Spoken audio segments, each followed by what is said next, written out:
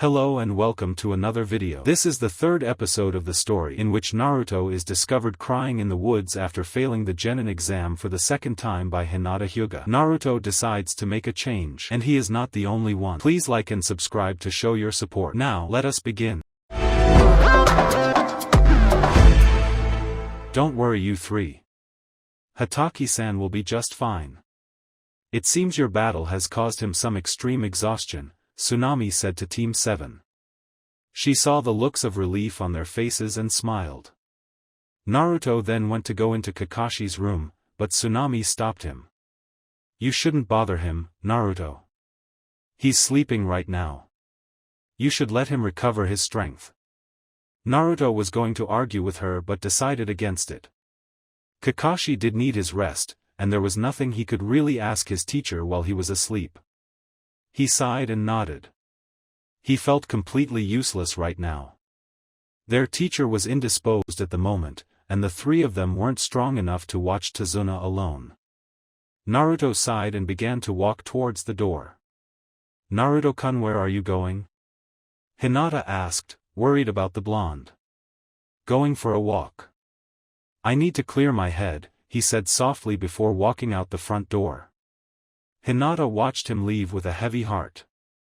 Naruto-kun, she turned around and saw Sasuke and Tsunami staring at her. She took a deep breath before she spoke. I'm going to follow him and make sure he's okay, Sasuke sighed. Make sure he doesn't do anything stupid. Hinata nodded. She heard Tsunami telling her to be careful as she walked out the door. She saw the outline of Naruto walking into the woods. She took to the trees, silently following Naruto to make sure he would be safe. Naruto walked through the woods with a solemn atmosphere around him. I can't believe we didn't defeat Zabuza not fully. Kakashi-sensei is hurt. We can't guard Tazuna without Kakashi-sensei. We're so screwed. Naruto stopped in his tracks when he heard leaves rustle. He turned around and saw several leaves floating to the ground. He sighed and looked up. Which one of you is following me? Hinata leapt down in front of Naruto, looking at her feet. I'm sorry Naruto-kun, I just wanted to make sure you were going to be okay. Naruto looked at Hinata for a moment before giving the girl a soft smile. Thank you, Hinata. I mean, I am kinda upset that you were spying on me instead of just coming after me. Hinata nodded slowly. I wanted to give you space. I thought that once you bounced back, I'd go back to Tazuna-san's home. Naruto stared at the brunette, then placed a hand on her shoulder. Thank you for being there for me, Hinata-chan. Naruto-san? Naruto and Hinata turned to the voice, and Naruto smiled brightly at the person before him. Hey, Haku. What are you doing out here? Naruto asked, smiling at the brown-haired girl. I could ask you the same thing, Naruto-san. Haku smiled. Hinata watched the situation before her with slight agitation. Who was this girl talking to her, Naruto-kun? She wasn't going to let some random girl come in and take what she had taken so long to achieve. She couldn't help but feel jealous. Who's this, Naruto-kun? She asked, trying to hide the jealousy in her voice. Oh. Hinata-chan, this is Haku. I met Haku the other day when I left the house. He smiled brightly. You never answered my question, Haku. Naruto smiled at the older girl. What are you doing out here? I'm gathering herbs to make a medical salve for someone. My father was hurt recently, and I want to make sure he's going to be okay, Haku said with a smile. Naruto growled. Damn that Gato. He's always hurting people. Don't worry, Haku. Me and my team will make sure Gato won't hurt anyone else. Naruto then gave Haku a thumbs up and his signature grin. Haku chuckled. Thank you, Naruto-san. If I may ask, why are you and your friend here? Well, you'll see, he looked at Hinata, not sure if he should divulge their little tiff. Hinata smiled at Haku, moving to stand next to Naruto. We were going into town to do some shopping for the people who are housing us. But we decided to take the scenic route. Hinata blushed slightly. She saw Haku nod, accepting the response. Hinata then decided to change the topic. You said you're looking for herbs for a salve. May I help you? Haku smiled brightly. I welcome it. I'm actually looking for 2 specific flowers. Do you know what a geranium looks like? Hinata smiled. I do. Why do you need geraniums? Their oil is the key ingredient to my salve. It stops excessive bleeding and hemorrhaging. I'm almost out of the oil, so I need to start extracting some more. Haku explained. I also need camellias. Their leaves can be ground up and brewed to make a green tea that can relieve muscle soreness. Their leaves are large, and they have small white petals. Wow, I had no idea a common flower held such healing qualities. May I keep a few flowers for myself? Hinata asked with a smile. Of course. Come. Let's begin our search. Haku explained what a geranium and camellias looked like to Naruto, and they began their search. The trio, or rather Naruto, did a majority of the talking in the group. He talked about the battle that had taken place the day before, how awesome they had done against Zabuza and how their sensei was hurt. Haku had listened intently, only nodding or giving a small hum in acknowledgement. Hinata and Haku, despite not talking a lot, got along quite well. They had spoken amongst themselves, whenever Naruto wasn't talking. They had several similar interests, including flower pressing, animals, and, to Hinata's pleasure, cinnamon buns. After about an hour of picking, Haku had an armful of geraniums and camellias, and Hinata had acquired quite a few as well. I must thank you for your help. It would have taken me much longer to acquire this many flowers. No problem, Haku. We'll help any time. Naruto boasted happily. Hinata smiled at her new friend. I hope your father gets well soon. Haku thanked the duo and turned to leave, when Naruto stopped her. Hey Haku, why don't we all meet up later? You can meet Sasuke. He's kind of a grump, but he's nice enough. Naruto chuckled. Haku chuckled. I'll see what I can do. Thank you again. She bowed and left. Haku walked through the city, coming into a very rundown and poor part of town. She entered a house that resembled a shack more than anything. When she entered, she saw her father sitting up in his bed. Zabuza-sama, your wounds are still healing. Please rest, she said, placing the flowers on a nearby table. She then began to crush the flowers and strip the stems for the oil inside. My wounds aren't serious, Zabuza said, attempting to stand. He grunted in pain, and returned to his original sitting position. Indeed, Haku chuckled. She mixed the geranium oil and several other herbs together until a creamy salve had formed in the bowl. I spoke with 2 of the leaf ninja from yesterday. They are quite interesting. Zabuza grunted. Hakudo not get attached. They are protecting our target. Therefore, they must be eliminated. Haku sighed. She approached Zabuza and began to remove his bandages. Don't fret, Zabuza-sama. That won't be a problem. But it was too late for Haku. She already considered Naruto and Hinata friends. Haku then began to rub in her salve on Zabuza's wounds. She heard him groan and continued. Your wounds are healing well. You should be completely healed in a few days, Haku said, reapplying bandages to the man's wounds. Zabuza nodded. Haku, start preparing. We strike in a few days. Haku, who was cleaning up the table, looked over her shoulder. Of course, Zabuza-sama. Kakashi-sensei's awake? Why didn't you come get us? Naruto yelled. Oh, shut up, Dobe. He only woke up 15 minutes ago. And I didn't know where you 2 went, Sasuke said, folding his arms over his chest. Tsunami took up some food for him, so he's probably eating right now. Naruto raced upstairs and rushed right into Kakashi's room. Kakashi-sensei. Kakashi, who was holding a bowl of hot stew, looked up at Naruto. Hey, no, what's with all the noise? You're better. Naruto rushed forward and tackled his sensei in a hug. Kakashi reacted with just enough speed to put his bowl of food to the side before Naruto tackled him. Naruto heard a groan come from Kakashi and quickly backed away. Ihiha, sorry Kakashi-sensei, he said, rubbing the back of his head sheepishly. Kakashi took a moment for the pain to subside before he spoke. It's all right, Naruto. I'm more sore than hurt. No, is everyone all right? Naruto nodded his head. Yeah. Hinata-chan and Tsunami bandaged you up.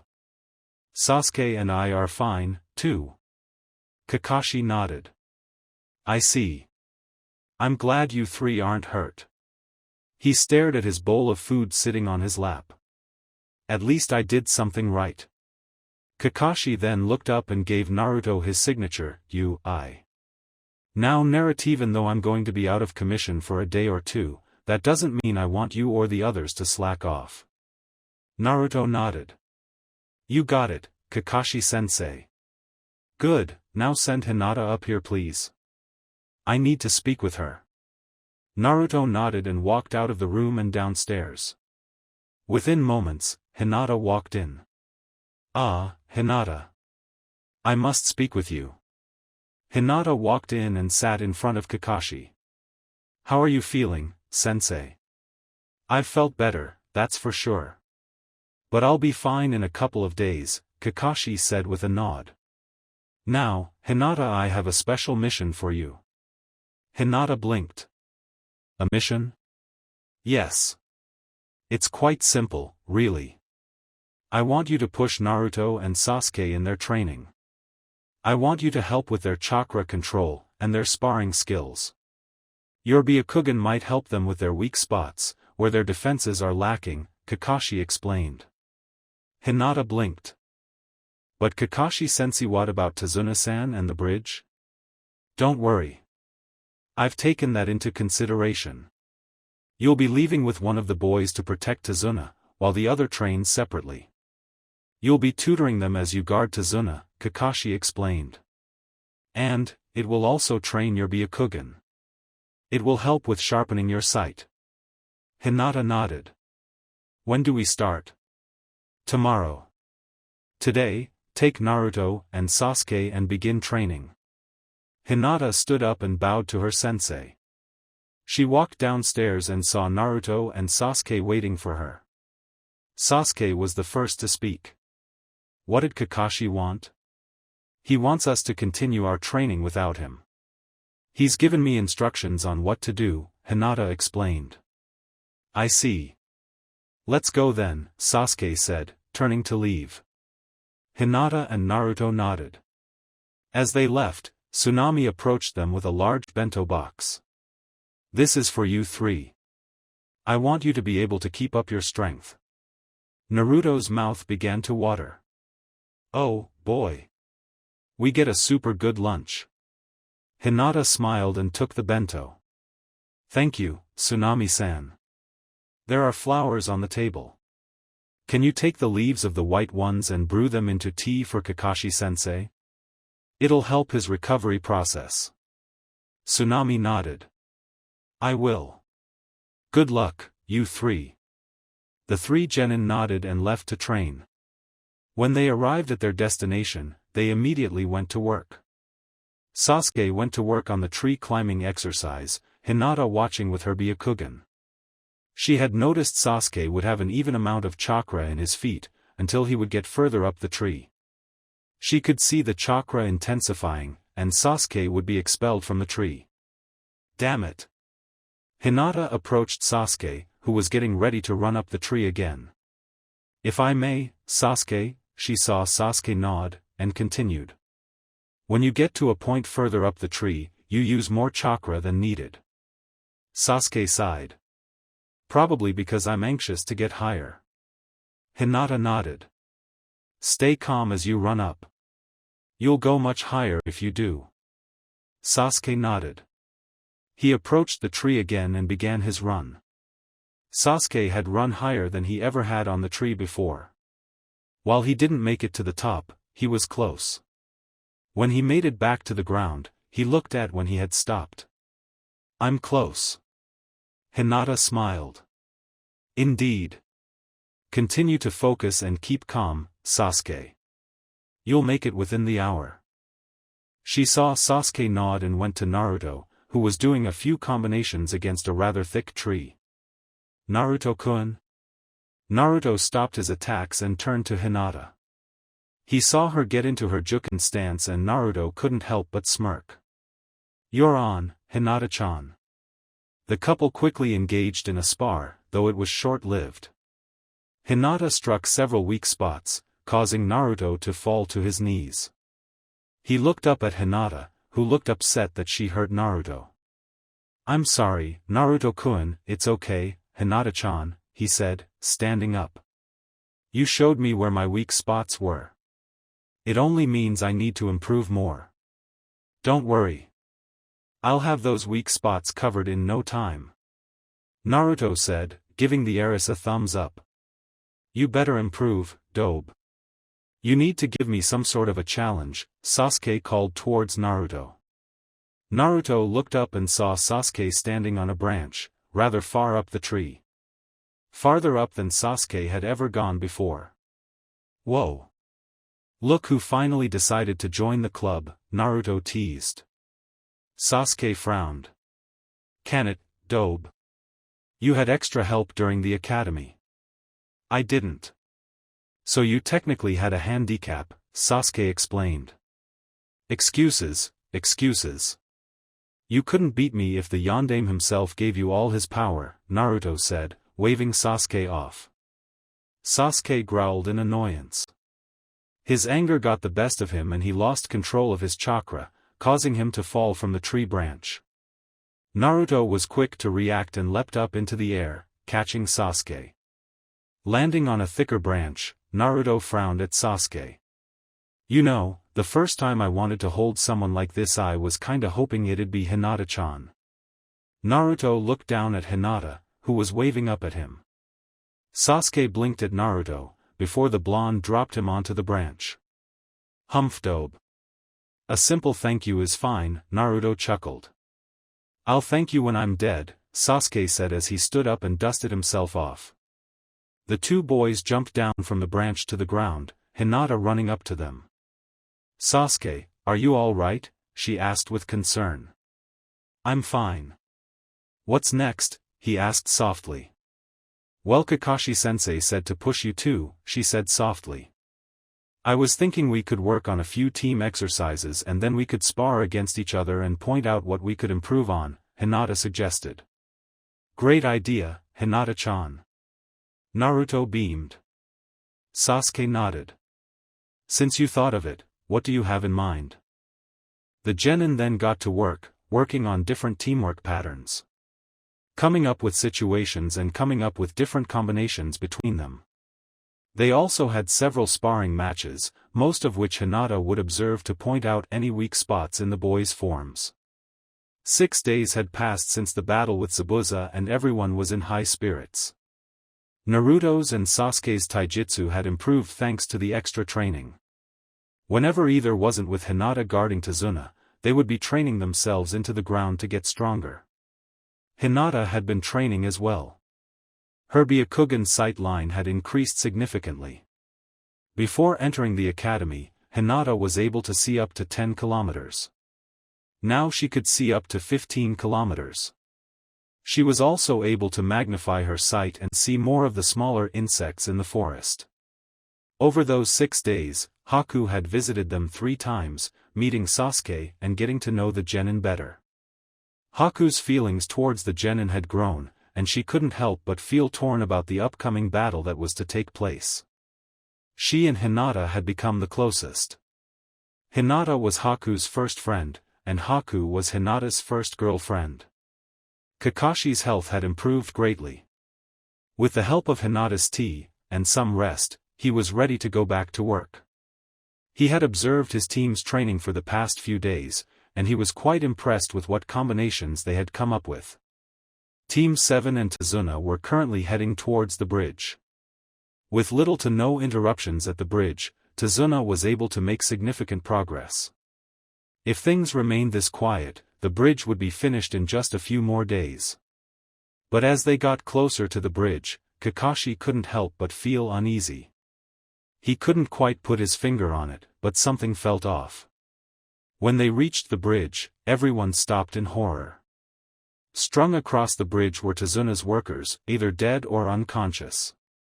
Kakashi approached one worker, who was barely conscious. "Who did this to you?" Kakashi asked with urgency. "A demon," the man whispered. Kakashi laid the man down and noticed a very familiar jutsu.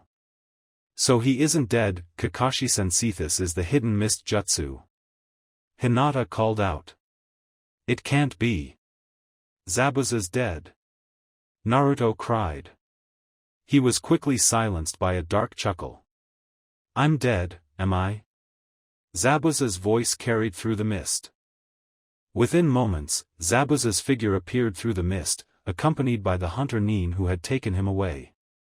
"So was working for you the whole time," Kakashi said more as a statement than a question. His eyes then drifted towards Zabuza's companion. "She has skill with a senbon and knows the human body well if she knows where to strike proper pressure points." Kakashi then turned to his team.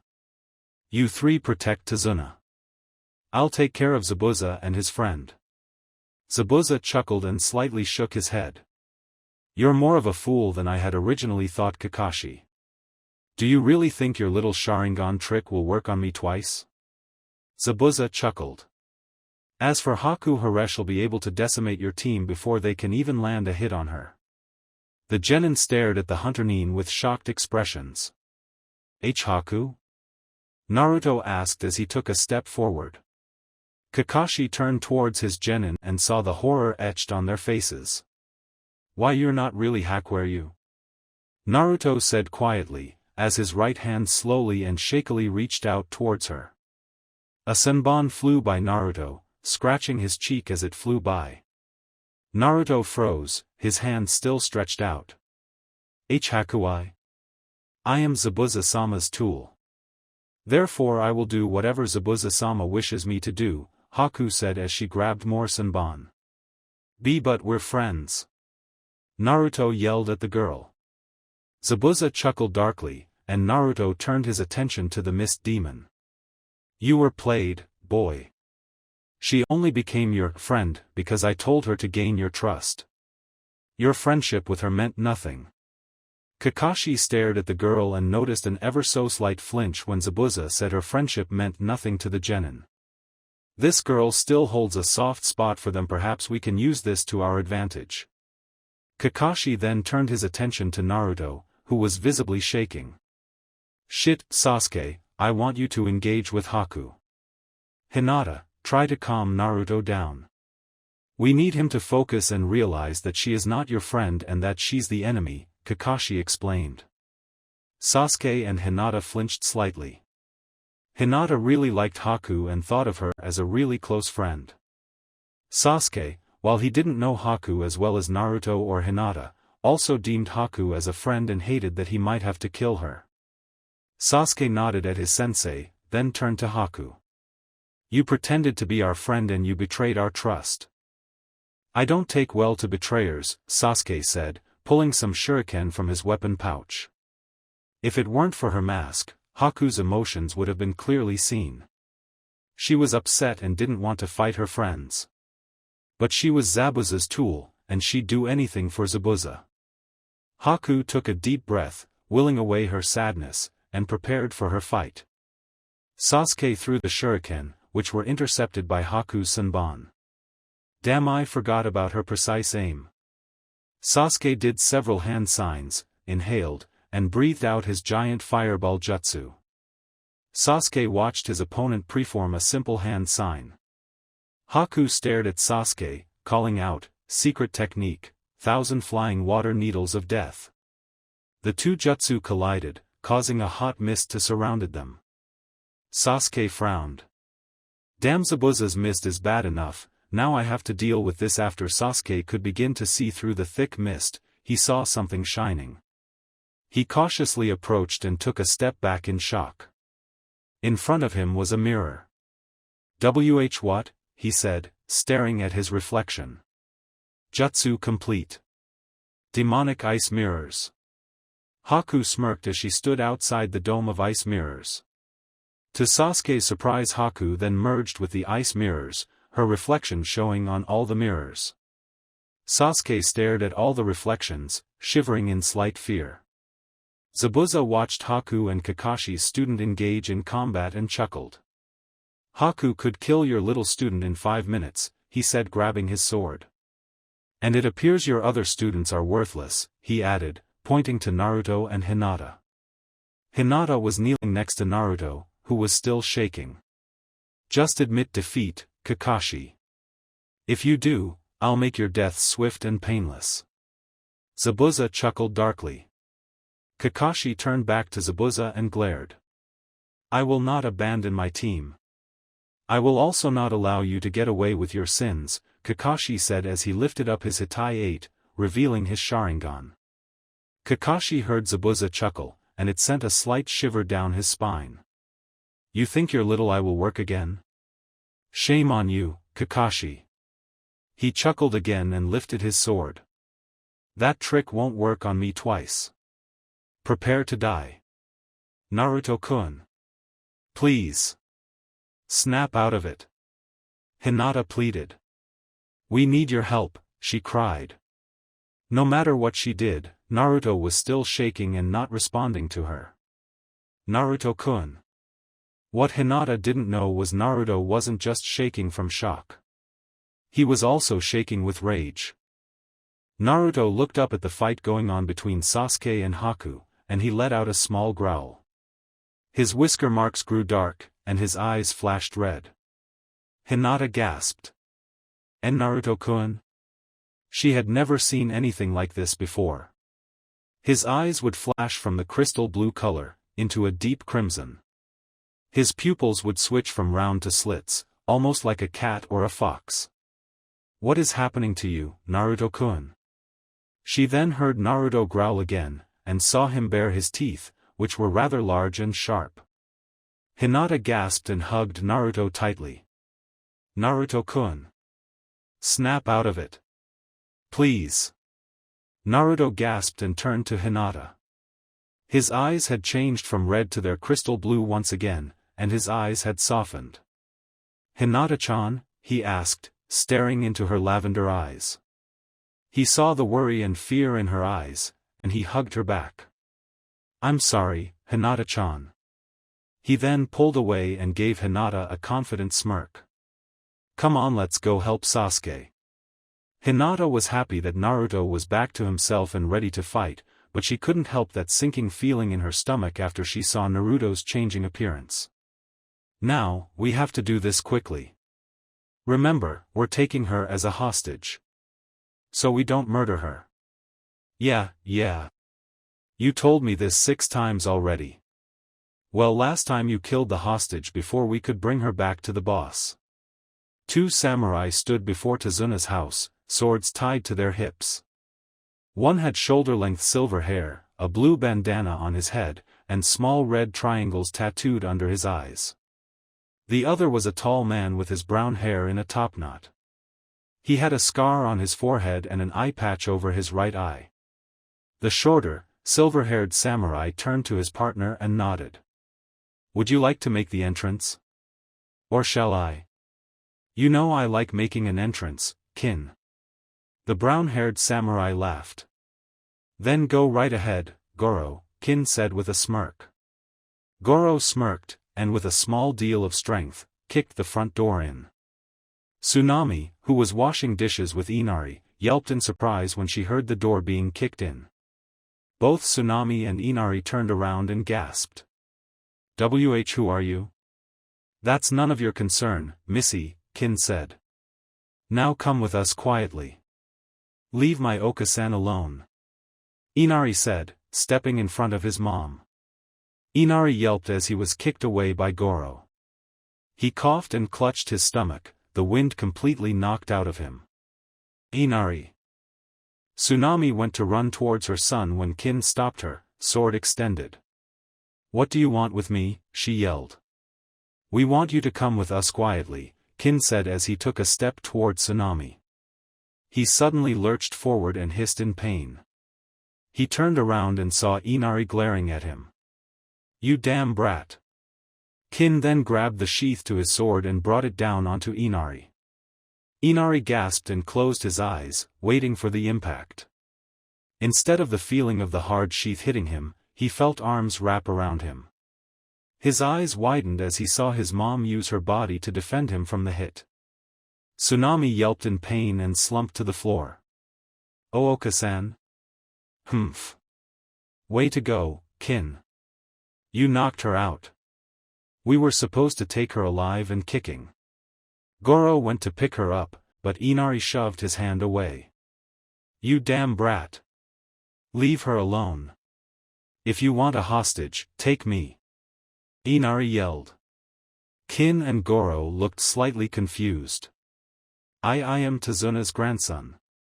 I'm more valuable than my Oka-san, he said, glaring at the samurai. I'm my Ji-san's apprentice.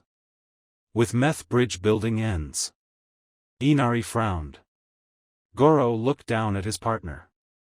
What do you think? The large man asked, a dark grin creeping up on his lips. Kin grinned as well. I say we take him. Tie him and gag him, Kin said, turning towards the front door. When he turned back towards his partner, he saw that he had already hoisted a bound and gagged Inari over his shoulders. Excellent. Let's go. As the two samurai left the house, Tsunami had awakened to see them carrying her son away. Inari. Damn it, Sasuke was on one knee, staring up at the multiple reflections of Haku. None of his fire jutsu were working on the ice. He was exhausted, and he had been struck several times by Haku's Senbon. She's so fast I can't keep up. Hinata and Naruto rushed towards the dome and saw Sasuke was starting to fade. Sasuke! Naruto yelled. Hang on, Sasuke. We're coming in. Naruto tried to rush into the dome but was stopped by Haku, who threw Senbon at him. I don't think so, Naruto-san. The only way you'll get your friend out is if you kill me. Naruto flinched. He didn't want to kill Haku, but he didn't want Sasuke to die in there. Naruto-kun, Hinata whispered.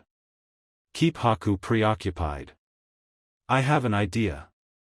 Naruto nodded, then began to throw shuriken and kunai at the mirrors, which were merely deflected by Senbon. Sasuke had caught on and began to attack from the inside. Hinata then acted when she saw Haku being attacked by both her comrades. She had managed to sneak into the dome and next to Sasuke. Sasuke, I have a plan. I might be able to find the real Haku with my Byakugan. The real one has to emit more chakra than the copies. Sasuke smirked. Good idea. Haku panicked slightly when Hinata had entered her ice dome. Oh no, I could be in trouble. Haku turned her attention from Naruto to the duo. Forgive me, my friends. Haku glared at her friends, her hands moving quite quickly, forming hand signs. Sasuke and Hinata stared as Haku did her multiple hand signs. To Hinata, Haku's hands were practically blurs. Sasuke watched and Haku's hands had significantly slowed down. He could see each sign as if Haku was going in slow motion. It can't be, Sasuke smirked. Yes. My Sharingan. Just as Sasuke's Sharingan had awoken, the ground began to rumble.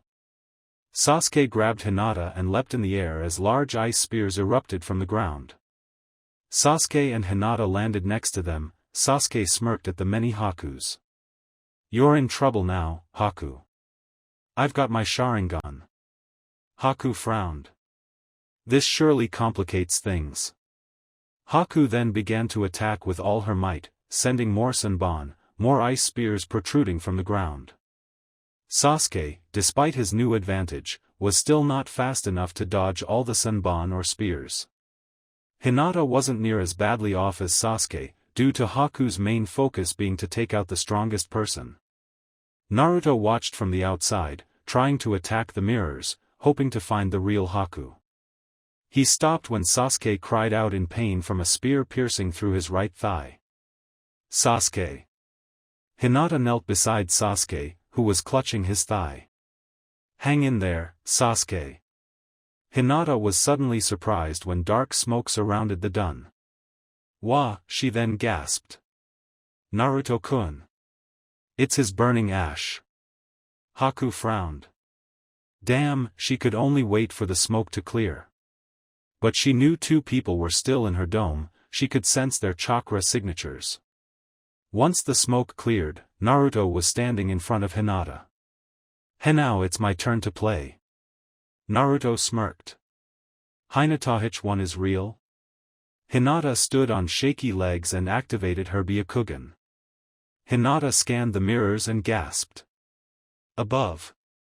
Naruto looked up and saw Haku diving straight towards him. Naruto was kneed square in the face, driving him into the ground. Haku then disappeared back into the mirrors. Naruto-kun. Hinata rushed over and knelt beside the blonde. Are you okay? Uggy yeah, he said, spitting out some blood. Damn, Haku is a lot stronger than I thought. Haku frowned. I need to end this now. Haku took out more senbon, looking at the downed blonde ninja. I'm sorry, Naruto-san. I hope you'll forgive me in the afterlife. Haku took aim and threw the senbon. Naruto closed his eyes, waiting for the impact of the senbon, but they never came. Naruto looked up and he couldn't help the gasp that left his lips. Hinata? Naruto got up to a kneel and stared at the skewered girl. Why? Hinata coughed up blood, that splattered at her feet. Because I couldn't let you die before you fulfill your dream. Hinata then fell backwards, Naruto moving to catch her. But what about your dream, Hinata? You wanted a family, to be a brilliant kunoichi. You can't die. Tears fell uncontrollably from his eyes. Please Hinata, I can't lose you, he hiccuped.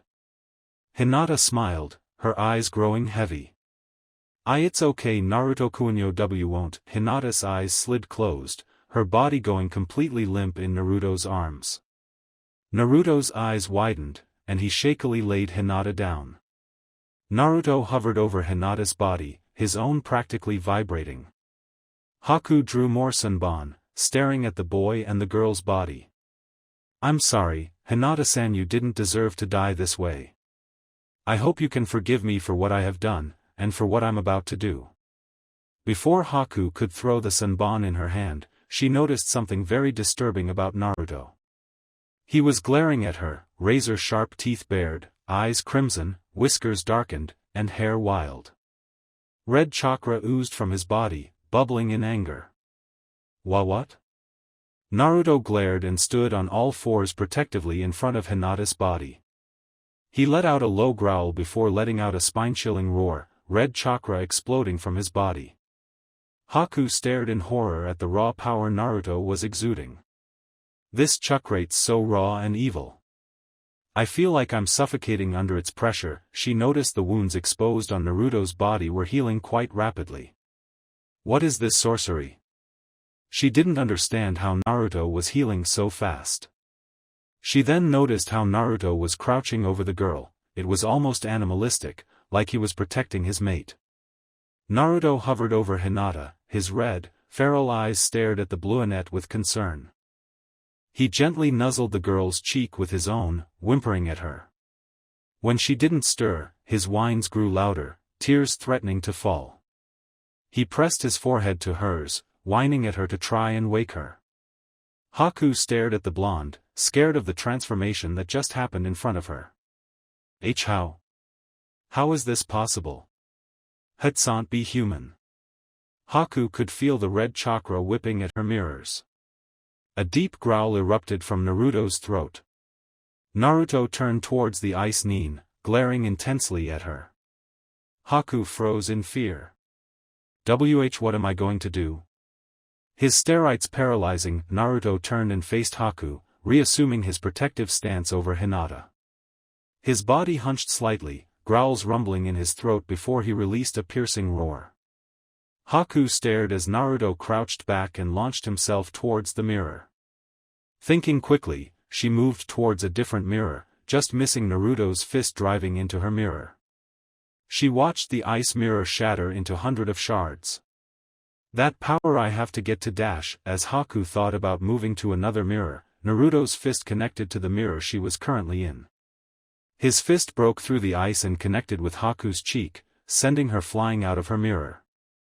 After skidding backwards, she stood up and stared at the feral boy. It's not possible. I've never been thrown from my jutsu, Naruto roared again and rushed towards Haku.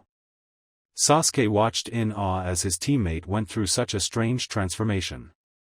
He could feel the evil chakra radiating from the ice dome. He shivered at the amount of power that rolled off the blonde. This power is unreal. He watched as Naruto punched Haku out of her ice mirrors. He stared in pure shock. Just what are you, Naruto? He stood up, blood trickling down his leg and dripping onto the stone bridge. He limped his way towards Hinata's skewered body. He knelt beside her, staring down at her peaceful face. He sighed and lowered his head, resting his forehead on her chest. Rest in peace, Hinata. His eyes snapped open and he stared at the Hyuga. He had felt a something beat against his forehead. She salive. He knelt his ear down to her lips and heard shallow breaths coming from her mouth. It's not possible, he whispered. Sasuke began to pull out Sanbon from Hinata's body in the places he knew wouldn't cause her to bleed out because they weren't in a critical areas. He turned towards the older Nin, observing their battle.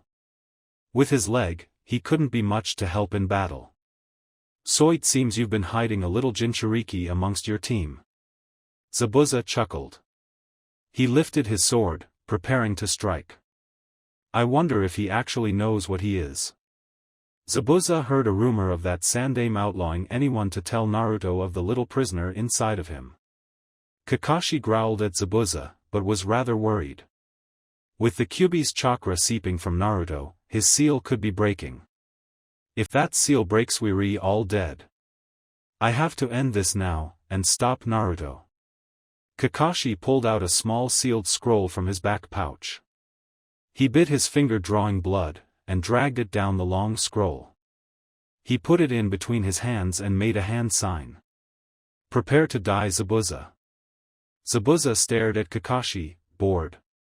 But his eyes quickly widened when the ground started to quake. He heard a loud crack towards Haku and Naruto, and now he understood why. There was a good-sized crater in the bridge, with Haku laying in the center. Naruto was standing over the girl, he fist clenched and bleeding. Zabuza's eyes widened further as he watched Naruto pick Haku up by the collar of her kimono. That boy truly is a demon, he said with a slight shiver.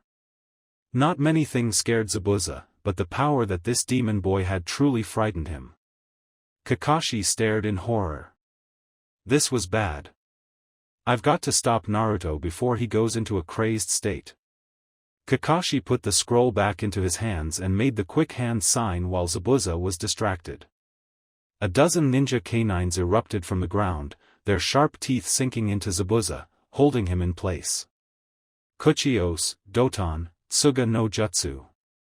Zabuza looked at the large dog that had his fangs buried in his left shoulder, then all the smaller dogs that were clamped onto the rest of him. He then looked up to Kakashi and smirked. Well, it looks like you're going to keep your promise after all. Kakashi narrowed his eyes. Indeed, I am Zabuza. Kakashi made a few more hand signs before grabbing his right wrist. Bright blue lightning appeared in his hand, crackling with a high-pitched noise. Akakashi's legendary Chidori. I never thought I'd see it in my lifetime. Zabuza mused. Then you should be honored to be destroyed by it. Kakashi smirked. Prepare to die, Zabuza. Naruto stared down at the half-conscious Nin below him. He bent down and picked up the broken girl with his bloody fist by her kimono. Die. Naruto pulled his fist back to punch the girl in the face. Naruto. Naruto's red eyes turned towards Sasuke. Hinata's alive, Naruto. Naruto's eyes widened, and his red demon eyes flashed to blue. What? Naruto stared at his friend beside Sasuke. Haku's kimono slipped out of his hands as he stared at the unconscious brunette. He was brought back to reality by Haku's loud hacking. He looked down at the girl and noticed she was coughing up blood. Haku took a few breaths, making sure she could still breathe. She could tell that a majority of her ribs were either cracked or completely broken. She looked up and wiped the blood from her lips. Why? Why what? Why didn't you kill me? Haku said, trying to push herself up. I almost killed someone important to you, and I injured your other teammate. You should have killed me. She said, struggling to her feet. I should have. You hurt Hinata-chan really bad, and you also hurt Sasuke. But Hinata-chan isn't dead. So should I take a life when a life hasn't been taken? Haku stared at Naruto with wide eyes. How could he be so considerate and sincere? I almost killed people who are precious to him. Her eyes widened further when Naruto held out his hand. Naruto waited a moment and chuckled. It's just a hand, Haku. Take it. Without realizing it, Haku reached out and took Naruto's hand. He pulled her up and smiled. The two nin turned towards the crackling sound of Kakashi's Chidori. Haku gasped and she rushed to Zabuza's side as fast as she could. She reached the Jounin and stood in between them. Haku. What are you doing? Naruto yelled. I can't let you kill Zabuza-sama. She said, her arms spread out. He is my reason for living. Zabuza smirked behind Haku. What are you going to do now, Kakashi? Are you going to plow through her to get to me? Kakashi frowned. Damn it, I don't have a choice. If it sends you to hell, I don't care. Kakashi lifted his hand holding the Chidori. Kakashi-sensei. You can't kill them. Naruto yelled, running to his teacher and friend. Hinata-chan is alive. You can't take their lives. Naruto pleaded. Kakashi growled. Damn it, Naruto, don't you understand? These two have probably killed hundreds, if not thousands of people in their lifetime combined. They deserve to die. What about you, Kakashi-sensei? How many people have you killed in your lifetime? Naruto shouted, fighting tears back. Kakashi froze, recalling many of the people he killed. Some had been much harder than others. He shook the images from his head, staring back at Zabuza. Kakashi was torn, either ram his Chidori through Haku, and hope he could do another to kill Zabuza, or let them live. Both of which he couldn't do. As he stood there, his Chidori crackling loudly, a sinister chuckle came through the mist. How pathetic, Zabuza. You can't even kill these pathetic little ninja, let alone the bridge builder. A short, stout man walked through the mist wearing a nice black suit and round sunglasses, several hundred of his goons behind him. They all wielded some kind of sharp weapon. I guess if you want something done, you've got to do it yourself. Kakashi's Chidori dissipated as he and the other ninja stared at the short man. You must be Gato. Kakashi stated. Indeed I am, he smirked. And you must be the Konoha ninja sent here to keep Tazuna safe. Gato said, looking at Kakashi. His eyes scanned the battlefield and saw Sasuke kneeling next to Hinata. Oh, it appears we have a casualty. He chuckled darkly. Oh well. One less brat to deal with. Naruto let out a small growl. Don't you dare speak about Hinata-chan like that. Ooh, did I strike a chord? Gato smirked. She's dead. And soon you will be too. She's not dead. Naruto yelled. Sasuke was listening to the conversation, and drew a kunai from his back pouch, in case things got ugly. There was a soft groan next to him and he saw Hinata slowly opening her eyes. Hinata? Hinata groaned again and her eyes fluttered open. Sasuke? Where am I? You're on the bridge, Hinata. You were hurt, he explained. Naruto looked over to Hinata and Sasuke, and saw Sasuke help Hinata sit up. See, Naruto sighed in relief. She's not dead. He turned to Gato and smirked. Gato frowned. Well then, maybe I should change that. His frown turned into a dark, threatening grin. He signaled for someone to come forward. Two men came forward, carrying a tied-up Inari. They threw the boy on the ground, who yelped in pain. Inari! Naruto yelled. You bastard! Naruto snarled at Gato. Naruto Nizan. Inari pleaded. Please. Help me. Hang on, Inari. Naruto yelled. Gato chuckled and kicked Inari in the stomach, causing the boy to slide several feet. Inari gasped sharply before coughing. Naruto's widened and he ran to the young boy. He knelt beside Inari, trying to free the boy from his restraints. Naruto Nisanthiathi hurt Oka-san. Inari cried. Shek could be dead. Once Inari was free, he hugged Naruto tightly. Please Nisan, I can't lose my Oka-san too, he cried. Naruto hugged Inari back and glared at Gato. Don't worry, Inari. Soon Gato won't be able to hurt you, your Oka-san, or anyone else ever again. Kakashi looked from Gato to Zabuza and Haku. What do you say we put our little fight on hold? I couldn't agree more, Kakashi. Zabuza smirked. He rotated his shoulders and neck when Kakashi's dogs let go. His right arm was no good to him now. It was broken thanks to 3 of the dogs that sunk their teeth into it. Gato shook his head. You truly are morons. Zabuza held his sword in his good hand and smirked excitedly. Hakuyuri with me. Let's take care of those stupid goons. Haku nodded. Of course, Zabuza-sama. She said, drawing Senbon. I'm with you, too. Naruto said, standing next to Haku.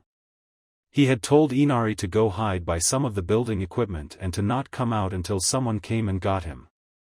I can help, too. Hinata said, standing next to Naruto. Hinata-chan? Are you sure? You were hurt very badly. Naruto worried. I might not be a huge help, but I can offer what strength I have left. She smiled at him. If she can fight, so can I, Sasuke said, moving next to Zabuza's other side.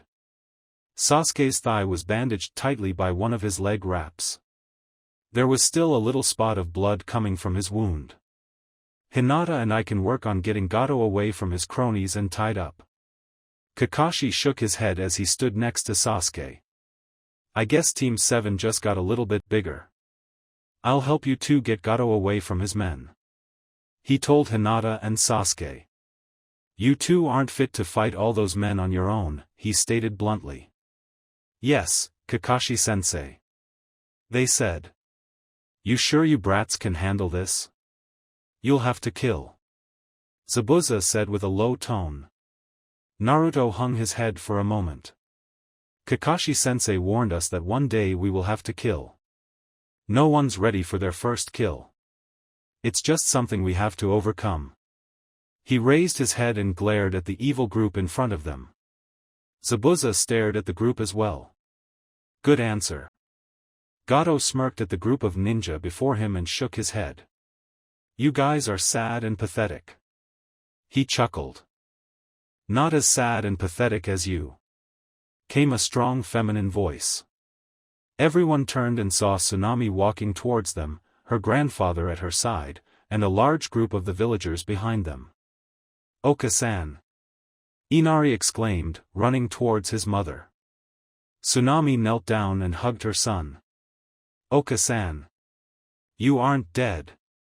You're alright. Tsunami hugged Inari tighter and nodded. I'm alright thanks to you, Inari. You were so brave and strong. Your father would be proud. Inari sniffed a few times and hugged his mother again. Tsunami then glared at Gato. We won't stand for your crap anymore, Gato. We are going to stand up for ourselves and stop you and your evil. Gato shook his head. How pathetic. You'll soon find out that it is a very very bad idea to go against me. He smirked. Kill them. The men behind Gato gave a large battle cry, before rushing towards the villagers and the ninja. Team 7, go. Kakashi commanded. Kakashi and his students moved with the best of their abilities. Zabuza and Haku followed suit. Once the ninjas moved, the villagers let out a battle cry of their own and attacked. Naruto, Haku, and Zabuza made their way into the large mass of Gato's men. Zabuza was making easy work of the men, slicing them in every direction with his large sword. Haku was faring just as well. She was easily dealing with the creeps with her Sanban and ice jutsus. Naruto was holding his own, mainly using his fists and feet to deal with the villains. He used his kunai and shuriken, throwing them at the evil men, killing a few in the process. While Naruto, Zabuza, and Haku destroyed Gato's thugs, Kakashi, Sasuke, and Hinata rushed straight for Gato. Several dozen men surrounded their leader to protect him. Kakashi had made quick work of most of the men, Sasuke and Hinata taking out a few of their own, despite their limitations. Gato watched the battle in front of him, and his knees shook with fear. Who are these people? Their power is unbelievable. If I don't get out of here soon I am a goner. Gato's eyes scanned through the bloodshed for an escape route. I wouldn't try and run, Gato. Came a soft, but serious voice. Gato turned around and saw Hinata glaring at him with her Byakugan activated. As Gato tried to back away and run, Hinata jabbed him in several places, rendering him immobile. Kakashi approached Hinata with a smile or what looked like a smile. Well done, Hinata. Thank you, Kakashi-sensei. Hinata smiled back. Hinata and Kakashi jumped slightly when a blood-curdling scream echoed over the bridge. No! Zabuza-sama. Haku knelt next to Zabuza's motionless body. Zabuza was laying face first on the stone bridge, many different sharp objects protruding from his back. Please, Zabuza-sama, you can't die. You can't. Zabuza chuckled softly, coughing as he laughed. Don't worry, Haku. His voice was low and weak. I can die a guilt-free man, no. You can't die. Haku pleaded again. Team 7 approached the duo, keeping a respectable distance. Zabuza's eyes left Haku's for a moment, and went up towards Kakashi. Kakashi, Zabuza started. Once Kakashi was near, he continued. I want you to watch over Haku. She hasn't been a registered ninja, so she can be forgiven for her crimes. Zabuza coughed again, blood splattering on the stone. Zabuza-sama, Haku sobbed. Haku, you've been a wonderful companion. Am more like a daughter to me, than a companion. He smirked. Haku gasped, sobbing harder. Oto-san, Haku choked out. Zabuza chuckled. Haku, must ask something of you that I shouldn't. But please indulge in my selfish question. Anything, Oto-san? Kill me. What? Haku screamed. Are you nuts, Zabuza? Naruto yelled next. You just said she's like a daughter to you, and you want your daughter to kill you? Are you completely insane? Zabuza chuckled. It's okay, brat. He looked up at Haku and smirked. She knows what to do, he said, winking at her. Haku wiped her tears, sniffling a little. Zabuza-sama, I'm sorry, Zabuza chuckled again. I'm not do it, Haku, no regrets. Haku took a deep breath and grabbed a sanban, hidden in her kimono sleeve. She saw Zabuza nod at her. She took another deep breath and drove the senbon in the side of Zabuza's neck. Zabuza's eyes widened when the senbon impaled his neck. Kakashi stepped forward as he watched Haku stare at her father figure with dull eyes. He knelt down and checked his pulse. He sighed and looked at his students, who were now surrounded by Inari, Tsunami, Tazuna and the remaining surviving villagers. He shook his head. Haku leaned over Zabuza and cried. 11 days passed since the second battle, and the bridge was finished. According to Tazuna, the bridge came along nicely despite the delay. Sasuke and Hinata had recovered from their injuries and regained their strength. Gato had been taken care of almost immediately after the battle. Kakashi had written to the Hokage about the situation, and requested some Chunin to come and escort Gato back to the village while they finished their mission. After 3 days, 2 Chunin arrived and took the still paralyzed pudgy man back to Konoha. Once Gato and his men were apprehended, the atmosphere in Wave changed dramatically. The village seemed brighter and more relaxed, even the crime rates dropped. The villagers treated Team 7 like heroes. They shook their hands whenever they were in town, came over and bowed to them in thanks, and some villagers even gave them gifts just to show their appreciation. At one point, Naruto started crying because the village showed him love. Haku had been scarce during that time. No one looked for her, out of respect for her loss. However, Haku showed up to say her goodbyes to her friends. "Do you really have to go?" Inari asked, trying to force tears away. Inari had become incredibly close to Naruto while he had been here. He was like an older brother to him. "Yeah, I am sorry, Inari, but we need to get back to Konoha so we can protect other people," he said, placing a hand on Inari's head. Naruto was also trying to hold back tears. He had grown attached to Inari and his family, the people with the village, and Wave itself. "Don't worry. I promise to write. Maybe I can visit sometime. It'll be a lot easier now that the bridge is built," Naruto said, ruffling the boy's hair. Inari nodded, tears finally falling. "I'll miss you, Ni-san." Inari cried and wrapped his arms around Naruto. Naruto smiled and returned the hug. Inari sniffled a few times before pulling away. "Bye, Ni-san." "See ya, Inari." Naruto smiled. Tazuna nodded. "I want to thank you guys. Without you, this wouldn't have been possible. And I could very easily be dead." "Ota-san." Tsunami scolded. "Don't say that." She sighed and smiled at the ninja. "We'll sure miss you." Hinata smiled and bowed to Tsunami. As Naruto-kun said, "We'll write." Sasuke shrugged. "Don't expect anything from me." Naruto frowned. "Wow, just wow, Sasuke." "What?" Naruto shook his head and turned to Haku, who had been quiet. "You sure you don't want to come with us, Haku?" Haku smiled and shook her head. "No. My place is here.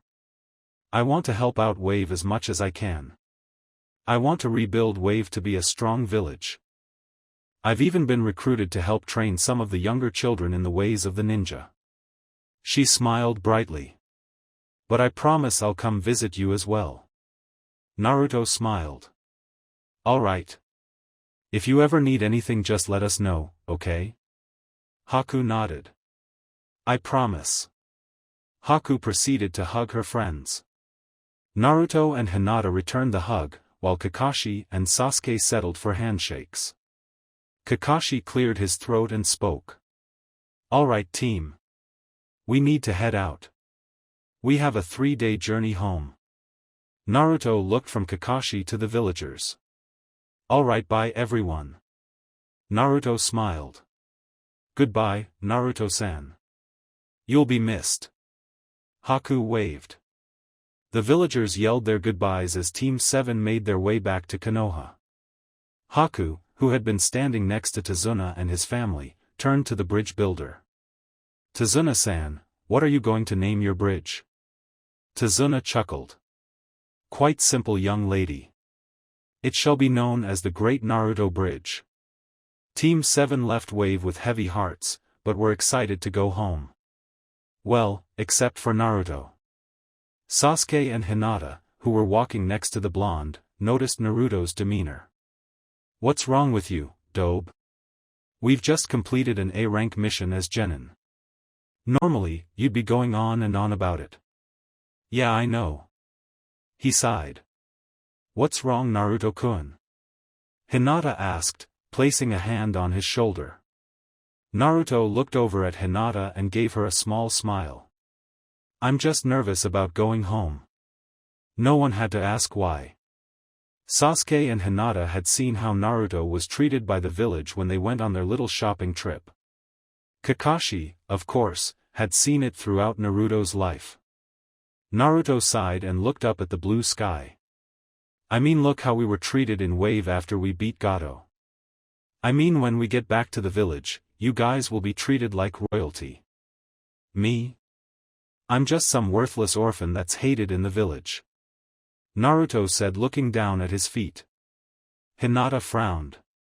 Don't say that, Naruto-kun. Hinata yelled, putting her hands on her hips. You just saved an entire village from a greedy tyrant. You can't honestly think you're worthless? Naruto sighed. Sorry, Hinata-chan. It's hard to go from one extreme to another. Hinata stared at the blonde with sad eyes. Don't worry about the villagers, Naruto-kun. You always have us. She reassured. As well as Hokage-sama, Konohamaru-sama, and his friends. Sasuke sighed. That's nice and all, but Naruto isn't really dash. Sasuke's eyes widened and his blood ran cold when he saw Hinata glaring at him. What I meant to say was Naruto is a good friend. He said, looking down at his feet. Kakashi stared at Hinata, then at Sasuke. Well, that was unexpected. Kakashi turned to Naruto and gave his signature, I. Hinata is right, Naruto. You've done very well in Wave. You stood up for Zabuza and Haku, two people who would definitely be last on many people's list. You changed a disturbed and angry boy, and gave him hope again. And not just Inari, you helped give an entire village hope again. But you, Sasuke, and Hinata helped the village too. Naruto argued. Damn it, Naruto. Just shut up. Sasuke yelled. It took his team by surprise. It doesn't matter who doesn't like you. What matters are the people who do, okay? Sasuke sighed, you became my friend, even though I wasn't willing to accept it at first. So when we get back to the village, and the others are acting like totally assholes, let's ignore them. Pay attention to the people who actually care, alright? Sasuke said, folding his arms over his chest. Naruto stared at his team with wide eyes. They were right. He was acting dumb and doubting his friends. Naturo shook his head of all the negative thoughts and smiled at his team. Thanks, guys. I know I'm being stupid. Just a little bit. Sasuke sighed. Sasuke-san. What? He was. Sasuke defended. Anyways, enough of this pity party. I honestly would like to go home. Naruto and Hinata rolled their eyes and followed Sasuke as he continued on the path.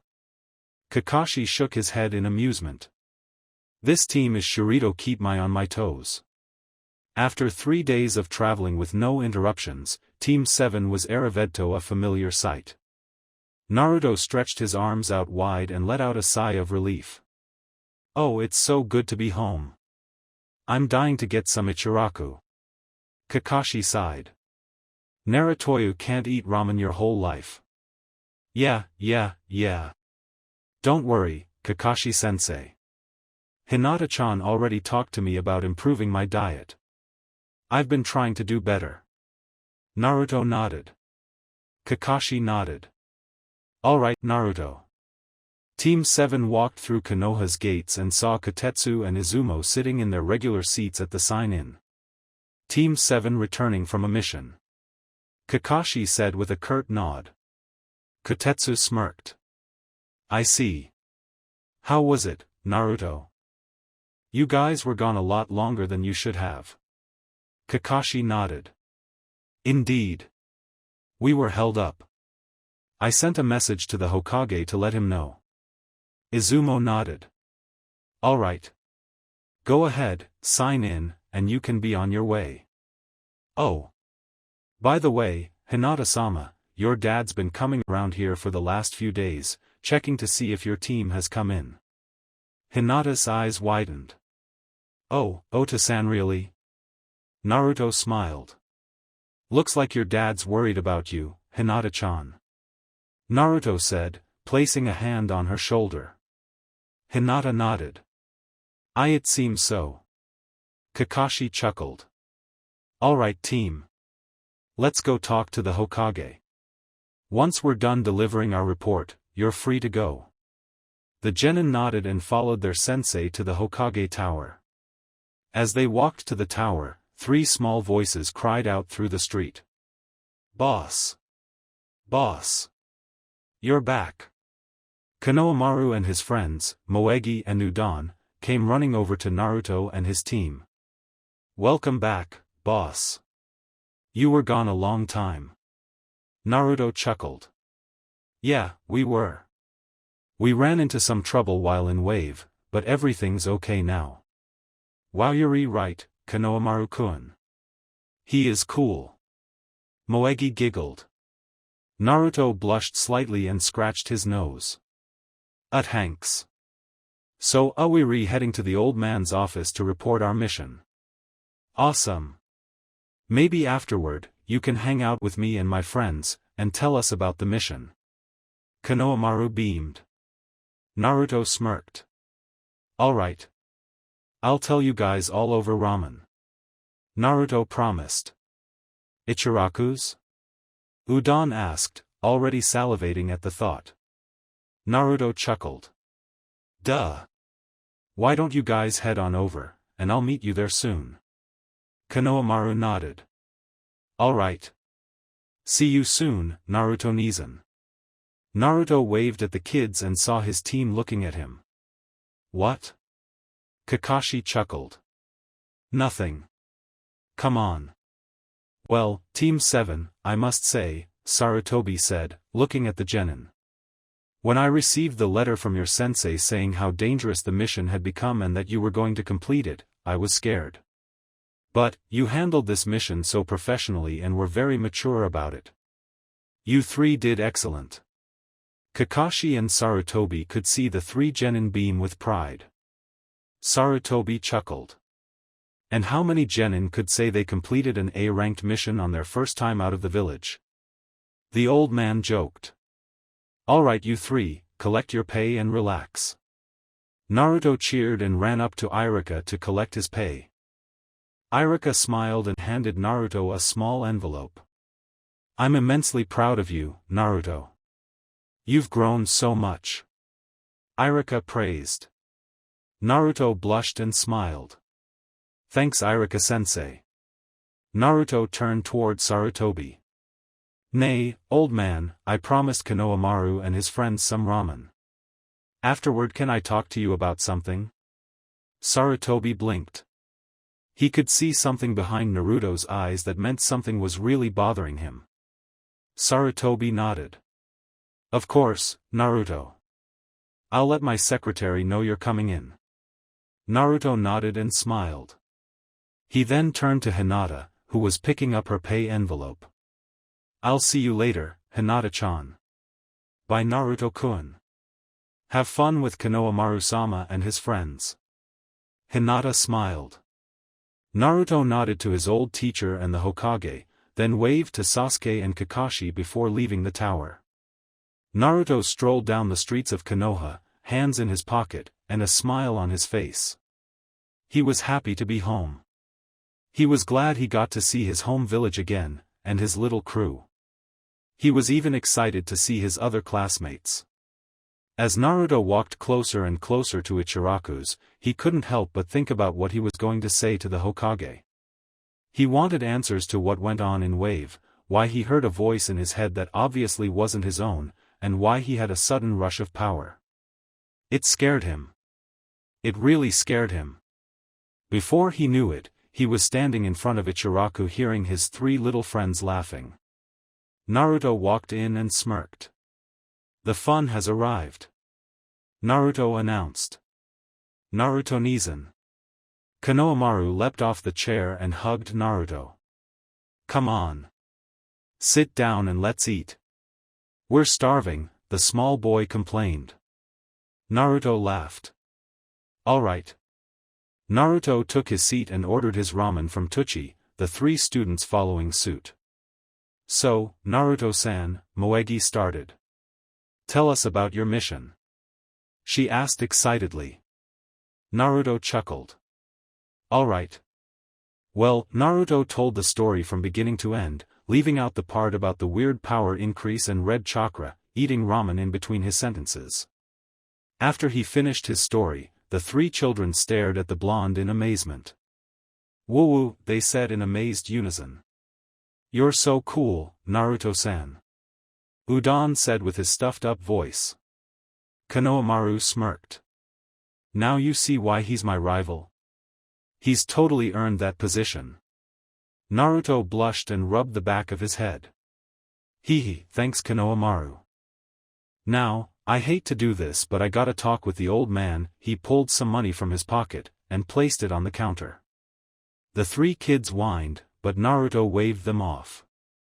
Sorry guys. Another time, I promise. He smiled and walked away from Ichiraku's. Naruto made it back to the Hokage towers a few minutes later. He walked up to the Hokage's office and knocked.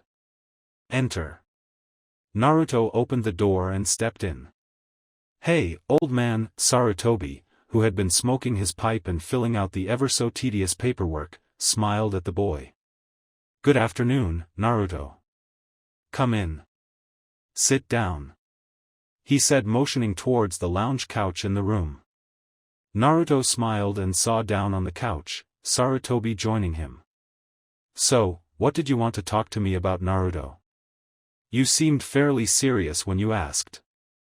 Naruto's feet fidgeted for a few moments, almost afraid to talk. Whatever it is, Naruto, I'll help you with it the best you can. That ice unless you've done another prank. In which case, you'll have to clean up your mess. Sarutobi teased. Naruto chuckled a little bit, grateful for the old man's sense of humor.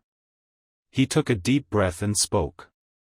It's not about a prunkets, Naruto paused. It's about something that happened in Wave. Sarutobi looked at Naruto and gave the boy a comforting smile. Listen Naruto, everyone's first kill is always hard to forget. But I'll be here for you. Naruto smiled again. Thank you, old man, but it's not that. Sarutobi blinked for a moment. Then what is it, Naruto?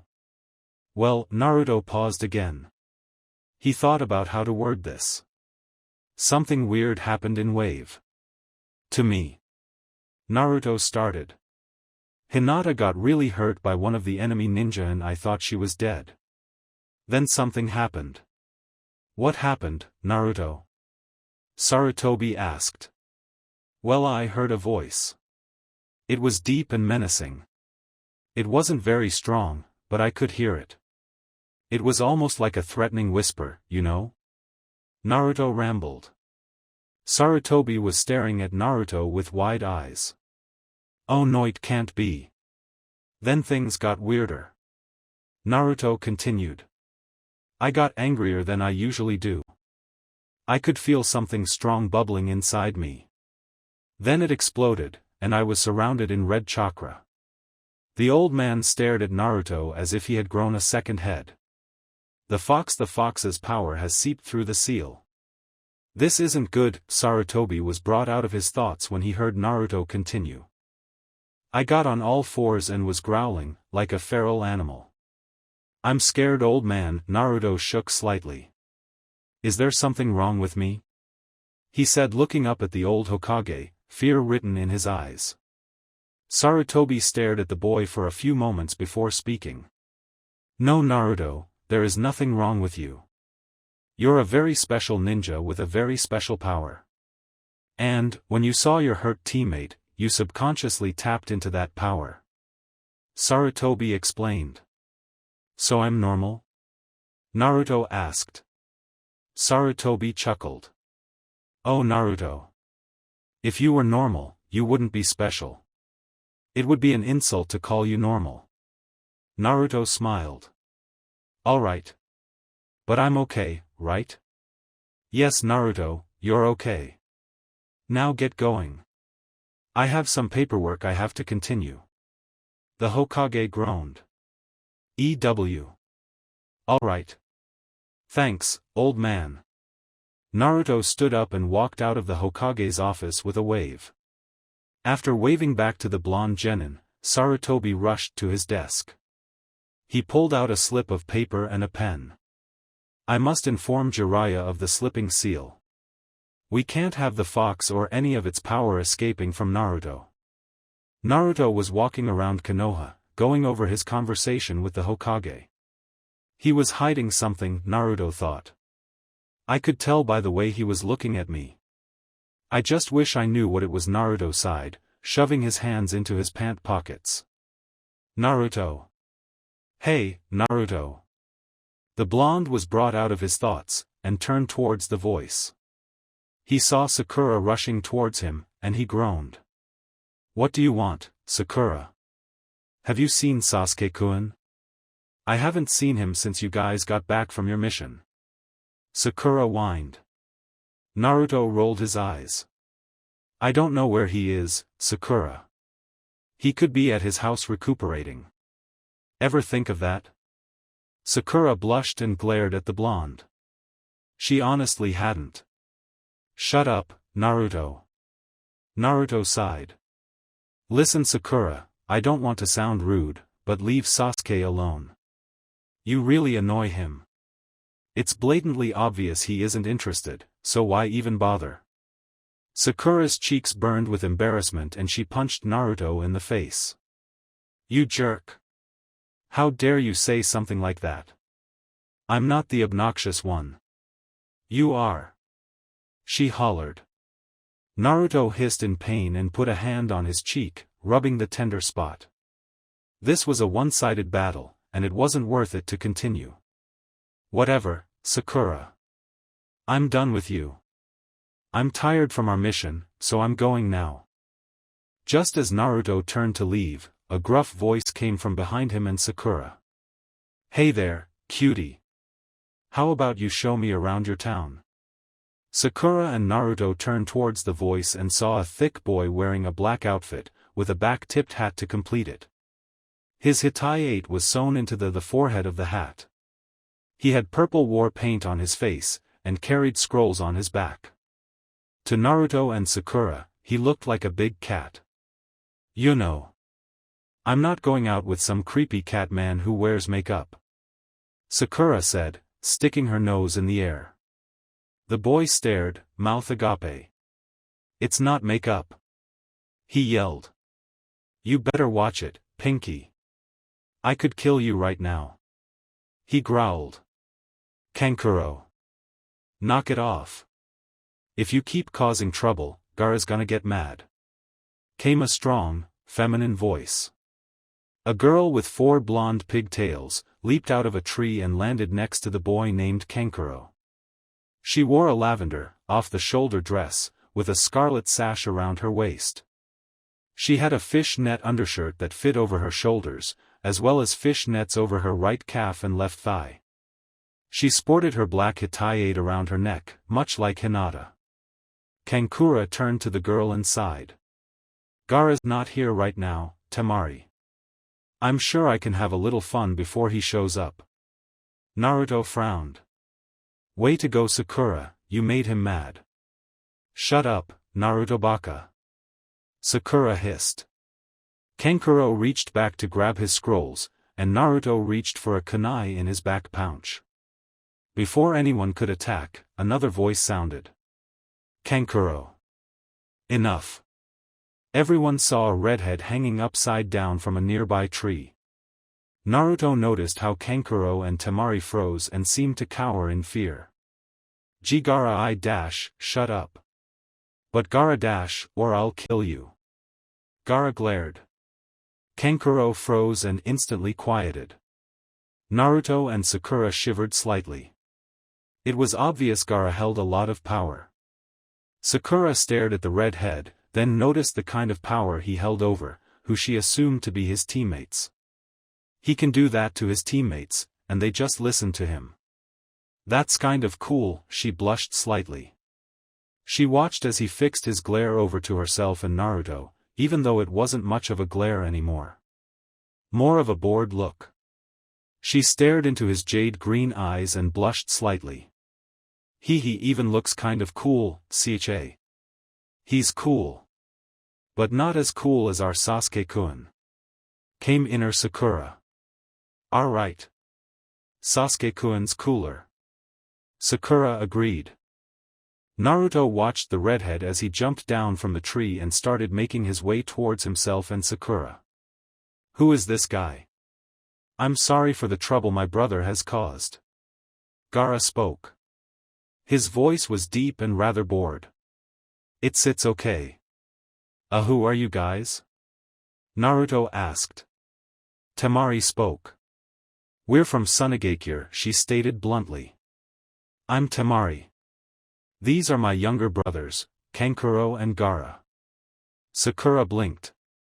What are Sunanin doing in Konoha? Naruto nodded. Not that you guys aren't welcome, it's just you guys are kinda far from home. His eyes never left Gaara. Something about this boy just felt off. Kankuro scoffed. Wow. It's in their village and they don't even know. Know what? Sakura frowned. The Chunin exams.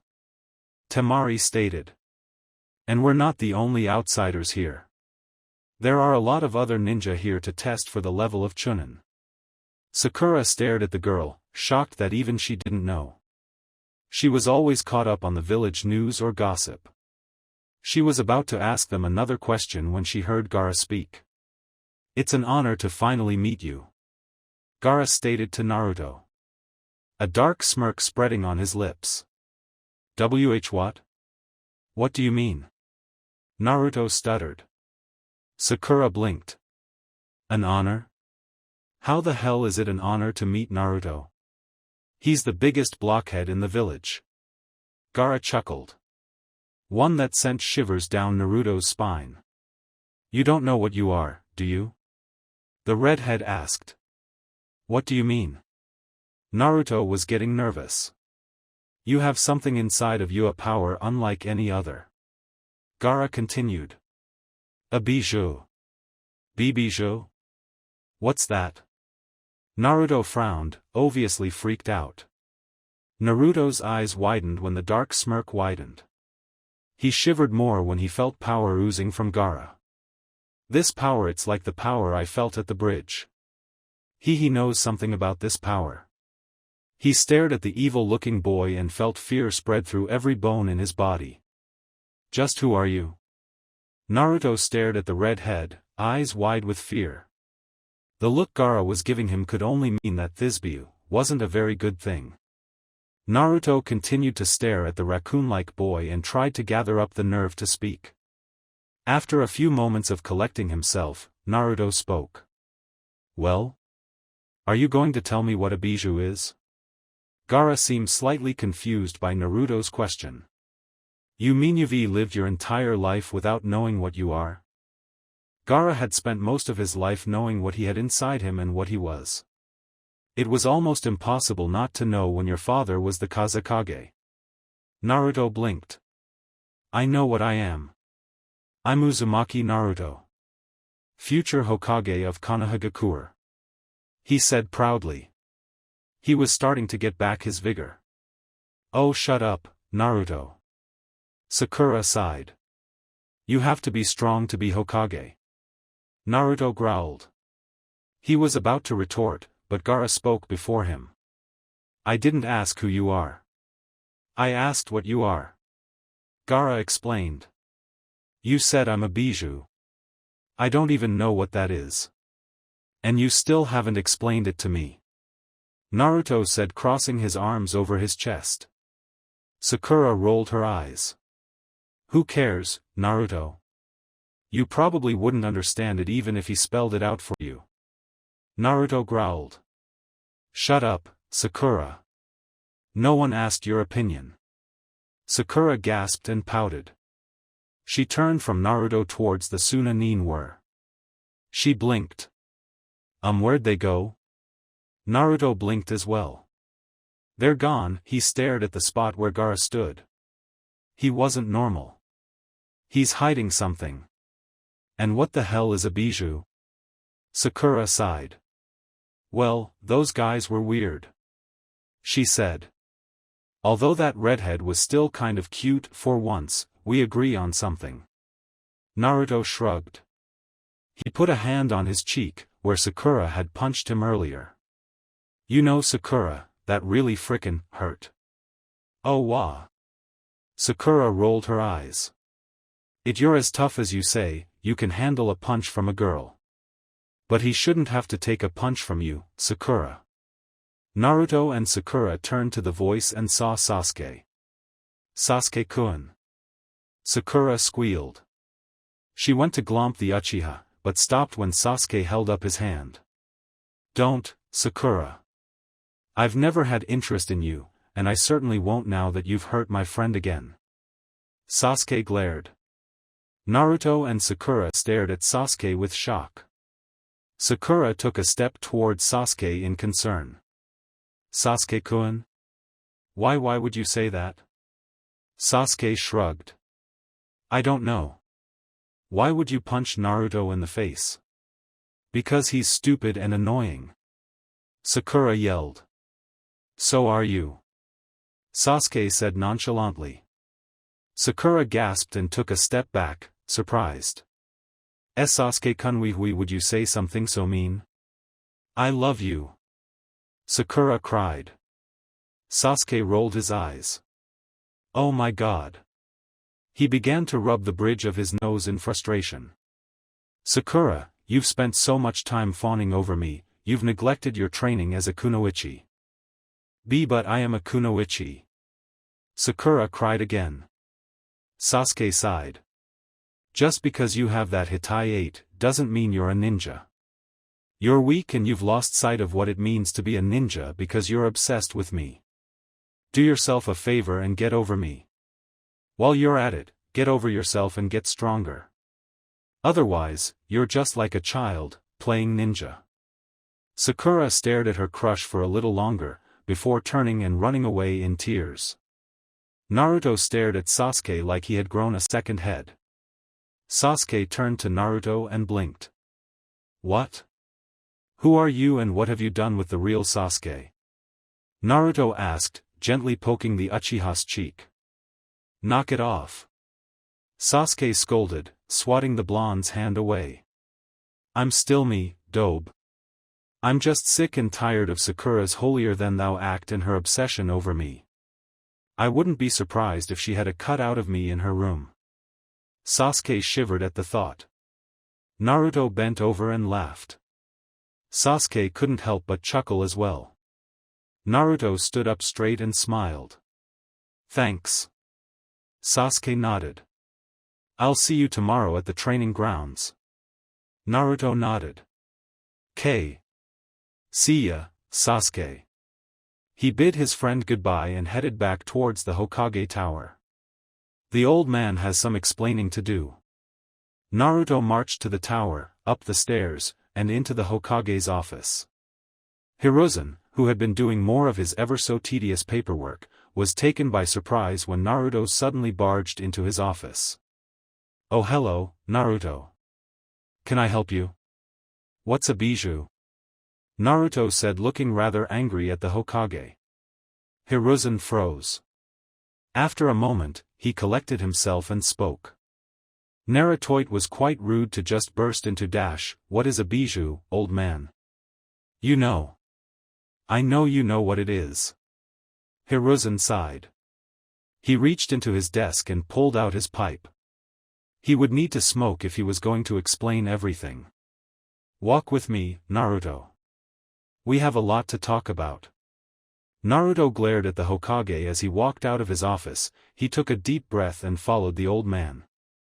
Hiruzen led Naruto all the way up to the Hokage mountain before Naruto opened his mouth. "Alright, old man. You've led me all the way up here without saying a word. Are you going to start talking or not?" Naruto was furious. Hiruzen sighed. "Narutoyu asked me what a bijou is." "A bijou is a titanic beast whose power is determined by how many tails it has," he explained. "So like the Kyubi no Yoko?" Naruto confirmed. Hiruzen nodded. "Precisely." He took a deep breath and continued. "I'm glad you mentioned the Kyubi, because it has to do with this conversation." "Why? Because it's a bijou?"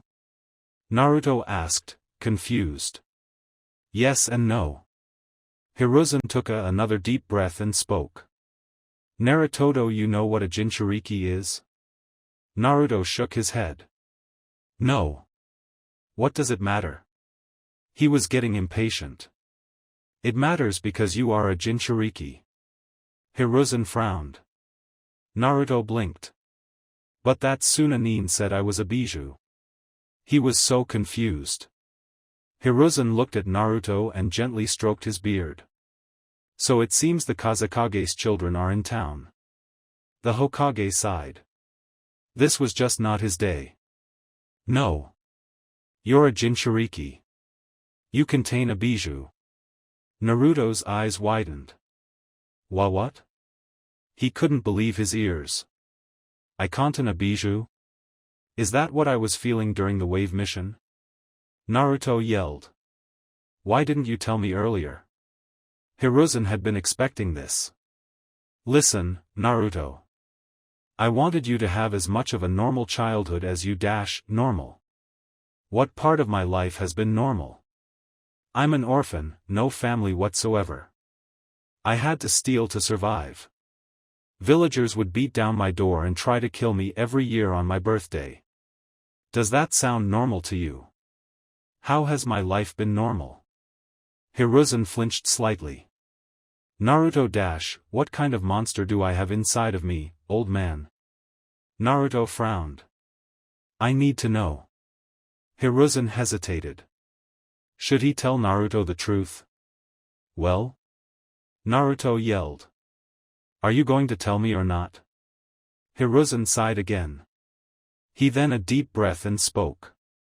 "You hold the Kyubi no Yoko." Naruto's eyes widened to the size of dinner plates. What? You heard what I said. The Kyubi no Yoko is inside you." Hiruzen repeated. Naruto looked at the man, then at his feet. His eyes still wide. It all makes sense now. All of it. The hatred, the screaming and yelling, everything. Naruto felt tears threatening to fall. I am the Kyubi, no you're not." Hiruzen frowned. "Don't you dare think that." Naruto looked up at the Hokage, tears trickling down his cheeks. "Why? My whole life I wondered why these villagers hated me. Now I know. It's because I killed all their loved ones." He cried. Hiruzen sighed. "No, Naruto. You didn't. You're not a killer." Naruto scoffed. "Oh yeah? Says who? You?" Naruto shook his head. "Nothing you say will change what the villagers think of me," the blonde said solemnly. Hiruzen sighed. "Naruto, I need to show you something." Naruto blinked as he watched Hiruzen reach into his robes. The old man pulled out a familiar black book. Hey, that's the Hokage's journal." Hiruzen nodded. "Indeed. There's some things you need to read." Naruto looked at the old Hokage skeptically, but approached him and took the book. "What do I need to read?" Hiruzen leaned over and skipped over several pages, until he stopped at his desired page. "Start here," he said softly. Naruto frowned at the old man, but started reading. It was a passage from the fourth Hokage. "Today my wife has surprised me with the best news of my life. I'm going to be a father. I couldn't be more excited. I hope the baby is just like its mother, ramen fanatic, hot-tempered, chubby-cheeked, stubborn, fearless, cheerful, kind, strong. I could just go on and on about how I want our child to be.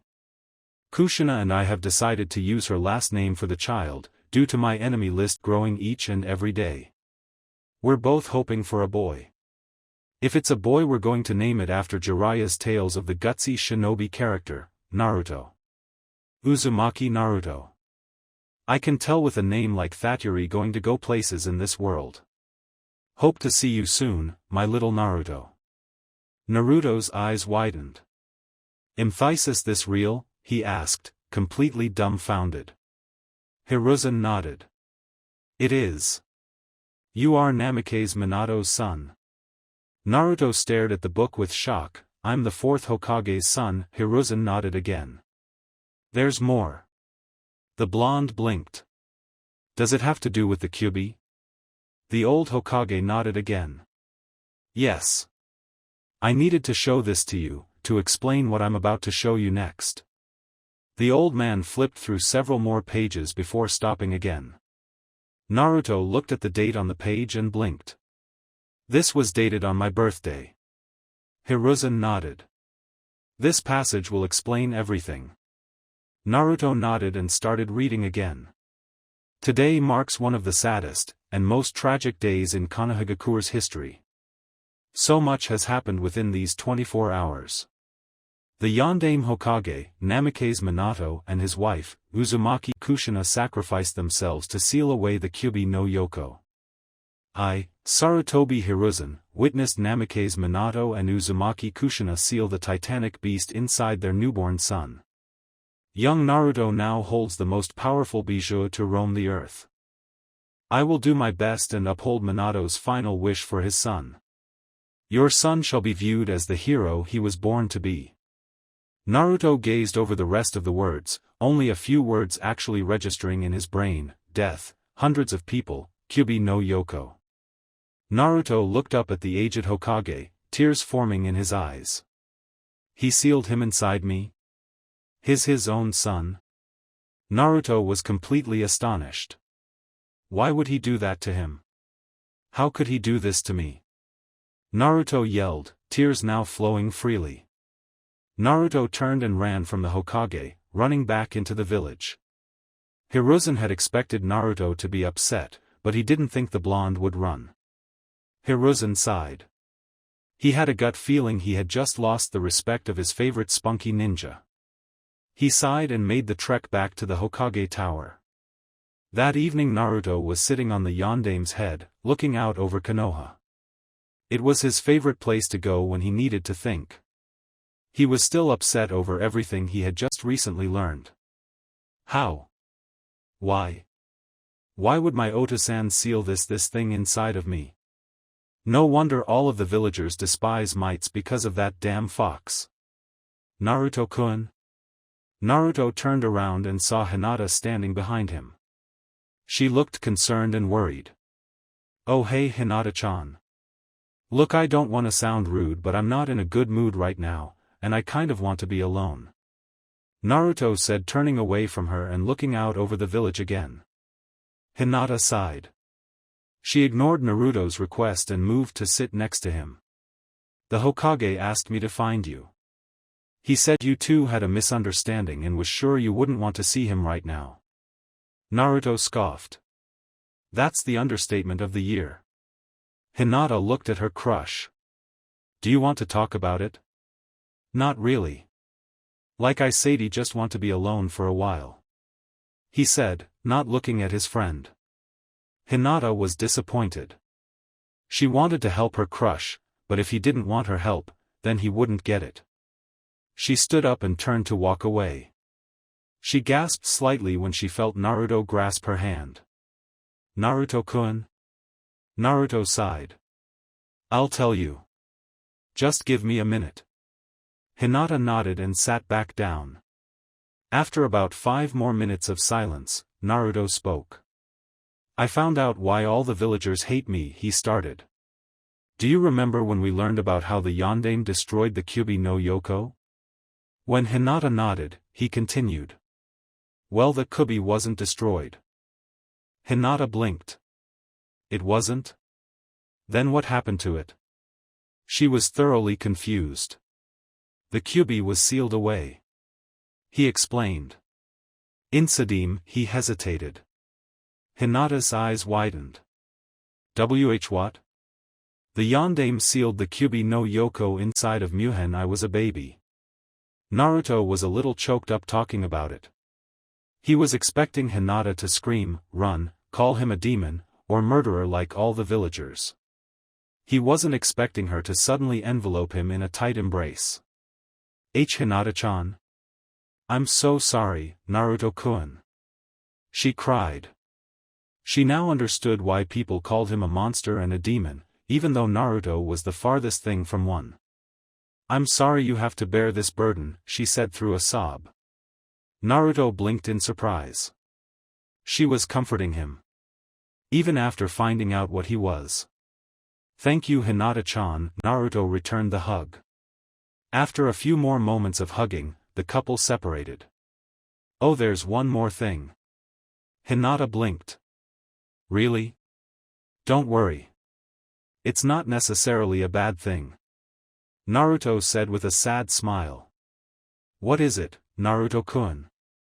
You have a sad look, Naruto-kun. It has to be a bad thing. I found out who my parents were. He smiled. Hinata gasped. Congratulations. Who are they? Well, my Oka-san is Uzumaki Kushina. She was the red-hot habanero. Naruto chuckled. Hinata's eyes widened. Kushina-san was your mother? Naruto blinked. Yeah, why? My Oka-san was best friends with your Oka-san. She spoke very highly of her, and has many pictures of the two of them, with Sasuke's Oka-san as well. Hinata explained. Naruto's eyes widened. Whoa, that's kinda spooky. Hinata nodded in agreement. What about your Oda-san? Who was he? Naruto took a deep breath. Namikaze Minato. Yondaime Hokage of Konoha. He said quietly. Hinata's eyes widened further. Your Oda-san was the Yondaime? Hinata was at a loss for words. Being the child of any Hokage was an honor. But being the son of a legendary Hokage was more than an honor. But Naruto didn't look proud or excited. What's the matter, Naruto-kun? Aren't you happy? I'm glad I know who they are. I mean, me Ota-san is the frickin' Yondaime Hokage, for God's sake. But he's also the one who sealed the Kyuubi into me. How can I be happy when my Ota-san is the reason for my miserable life? Hinata frowned. Is your life truly miserable, Naruto-kun? She then took his hand. Yes, your past wasn't ideal. In fact, it was quite terrible. But even when you were a child, you have people who cared, Tuchi-san, Hokage-sama, Irika-sensei. Hinata listed off. No, Yuri, a shinobi of Konoha. You have a team who cares about you, friends who care about you. Is your life now truly miserable? Naruto sighed. No, it's not. But it's still hard to get over the fact that my Ota-san sealed the Kyuubi no Yoko inside of me. Hinata nodded. I understand. But maybe he didn't have a choice. When Naruto gave her a skeptic look, she elaborated. Put yourself in your Ota-san's shoes. He couldn't choose another child for this.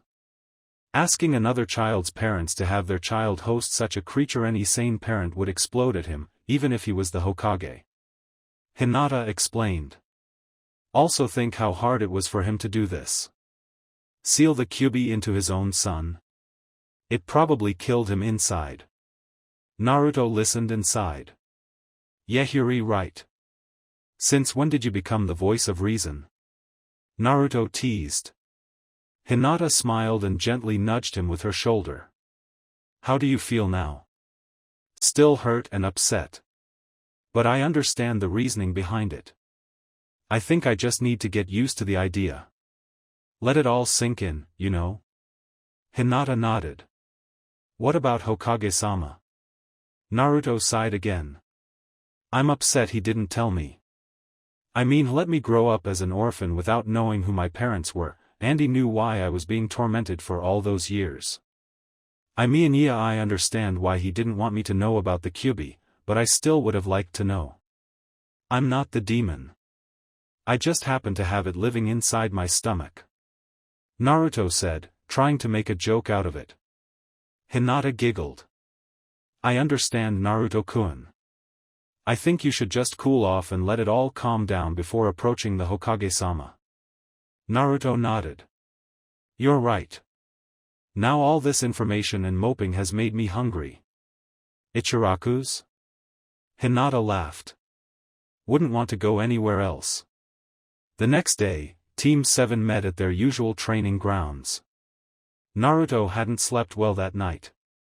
He was coming to terms with what his father did and had forgiven him for what happened. But he still wasn't ready to forgive the third Hokage for not telling him anything all these years. He also wanted to talk to Gaara about being a bijou. He had so many questions that only Gaara could answer. As he thought about what he could say to the Chunin, Kakashi arrived in his tardy manner. Sorry I'm late, team. I saw a little old lady who save it, sensei. We've heard all of your lame excuses. Naruto sighed. I thought Kurenai-sensei was supposed to be helping you with that. Naruto said, eyeing his sensei. Kakashi blushed, though it couldn't be seen through his mask. She has her own team to watch over, Naruto. She can't be there every morning. Uhu. So she comes and wakes you up every morning? Naruto waggled his eyebrows. Naruto felt Sasuke's fist connect with the back of his head. Ow. What was that for? To shut you up, dobe. Sasuke said, matter-of-factly. Hinata giggled as Naruto pouted. So Kakashi-sensei, what are we doing today? She asked. Kakashi cleared his throat and spoke. We're actually going to train for the Chunin exams. I've entered U3. He said with his, I. Naruto gasped. Wait, we're going to actually test for Chunin? Hinata blinked. Are you sure we're ready, sensei? Don't you think it's too soon? She was slightly nervous. No first-year genin had ever participated in the Chunin exams. Kakashi nodded. Indeed. I want you three to work on your teamwork more than anything. The more in sync you are, the more you'll excel in the exams. Can you tell us anything about the exam? Sasuke asked. Kakashi thought a moment and shrugged. I can't tell you all the details, but I can tell you what you have to do. The exam starts with a written test. He saw Naruto immediately start to sweat. Then it's usually a survival test, and it ends with a sparring match. Kakashi said with a nod. Why is teamwork so important? Hinata asked. I know you stress teamwork personally, but why do we need to work on it for the exams? Kakashi smirked at his team. Just trust me when I say teamwork is key. I've seen too many teams end up dead because they were lacking as a team. I want you three to excel. Naruto blinked. Wait, do people die during the Chunin exams? Kakashi nodded. Don't worry, Naruto. I have a feeling you three will be just fine. Oh yikas, that's comforting. Naruto mumbled. Kakashi chuckled. Alright team. Let's get to work. After a grueling day of training, Naruto was sitting at Ichiraku's with his teammates. Mani needed this. Naruto said before slurping down more noodles. Hinata giggled. I know, Naruto-kun. Kakashi-sensei worked us hard today. Sasuke nodded in agreement. But it'll be worth it. Tomorrow we go in for our first part of the Chunin exams. Naruto frowned. Yeah, the written part. Whoopee. Naruto grumbled sarcastically. Sasuke was about to speak when he heard the ever-so-annoying voice call out his name. Sasuke-kun. Sasuke stared at his steaming hot ramen, wondering if it was better to deal with Sakura or dive headfirst into the steaming bowl. He decided dealing with Sakura was the lesser of two pains. He turned around and frowned. "What do you want?" "I just wanted to know if you wanted to have dinner with me." She smiled brightly. "Why would I? I'm already eating, and I'd rather eat in their company than yours," he said, turning back around and faced his food. Sakura frowned. "But Sasuke-kun, why do you want to eat with this monster?" Sakura said, crossing her arms over her chest. Naruto went rigid but quickly relaxed so his discomfort wouldn't show. Sasuke turned around and faced Sakura with his Sharingan activated. "You know nothing, Sakura," he yelled. Sasuke had been told Naruto's secret right after training. Naruto felt it was only right to tell him if Hinata knew. "How dare you call Naruto that?" Sakura gasped and took a few steps back, scared of Sasuke's intimidating appearance. Sasuke-kun, Hinata stood up and approached Sakura. "Sakura, you have done nothing but hurt Naruto, both mentally and physically. You've done nothing but punch him, put him down, and treat him like he's less than a human being. Naruto is not the monster, Sakura. You are." Naruto stood up next to his friends, smirking. "I would leave, Sakura. You aren't going to win this fight. Especially with how weak you are." Sakura gasped. She looked at the team, and felt tears spill down her cheeks. She turned and ran from them. Naruto sighed in relief. "Thanks guys. Ramen's on me tonight." The three smiled at each other and resumed their meal. After the dinner fiasco, Naruto was walking around the village. He needed to do something, and he was a little nervous about it. So he was seeking out the one person who could help him. After searching the village for a good hour, he found him. He was sitting on a rooftop, looking out over the village. Naruto leaped up to the roof, walking up to the boy. "I'm surprised you sought me out so soon, Uzumaki," came the husky voice. Naruto sighed. "You're the only one who has answers for me. And I want them answered honestly." Gaara smirked and turned around. "Ask any question you wish." Naruto nodded and spoke. "Are you a Jinchuriki?" Gaara chuckled. "Indeed I am. I host the Ichibi no Shikaku, a monster tanuki." He smirked. Naruto blinked. "The one-tailed raccoon? Well, that explains his appearance." Naruto nodded at the information. "Why did you tell me about the Kyuubi?" "I didn't tell you about the Kyuubi. I simply pointed out you were a Jinchuriki. I didn't know which bijou you hosted." Gaara smirked. Naruto went rigid. "Shit. I didn't mean to give myself away." Naruto straightened out and cleared his throat. "You still haven't answered my question. Why did you tell me?" Gaara chuckled. "I have my reasons," he stated bluntly. Naruto frowned. "Looks like I'm not going to be getting any answers from him." He sighed and turned from the Jinchuriki. "Well, since you're not going to answer my questions, I'm leaving." Naruto walked away from Gaara, not bothering to look back at him. Gaara watched the retreating blonde, looking slightly upset. "Why? Why are you so much different than me? Are you ready, guys?" Naruto asked, his fists clenched in determination. Team 7 was standing outside of the academy, ready to go in and take the first test. Hinata and Sasuke nodded. Naruto smiled at his team. "All right guys. Let's go in." Hinata nodded. "What room is it in, again?" 301, Sasuke said. "Come on.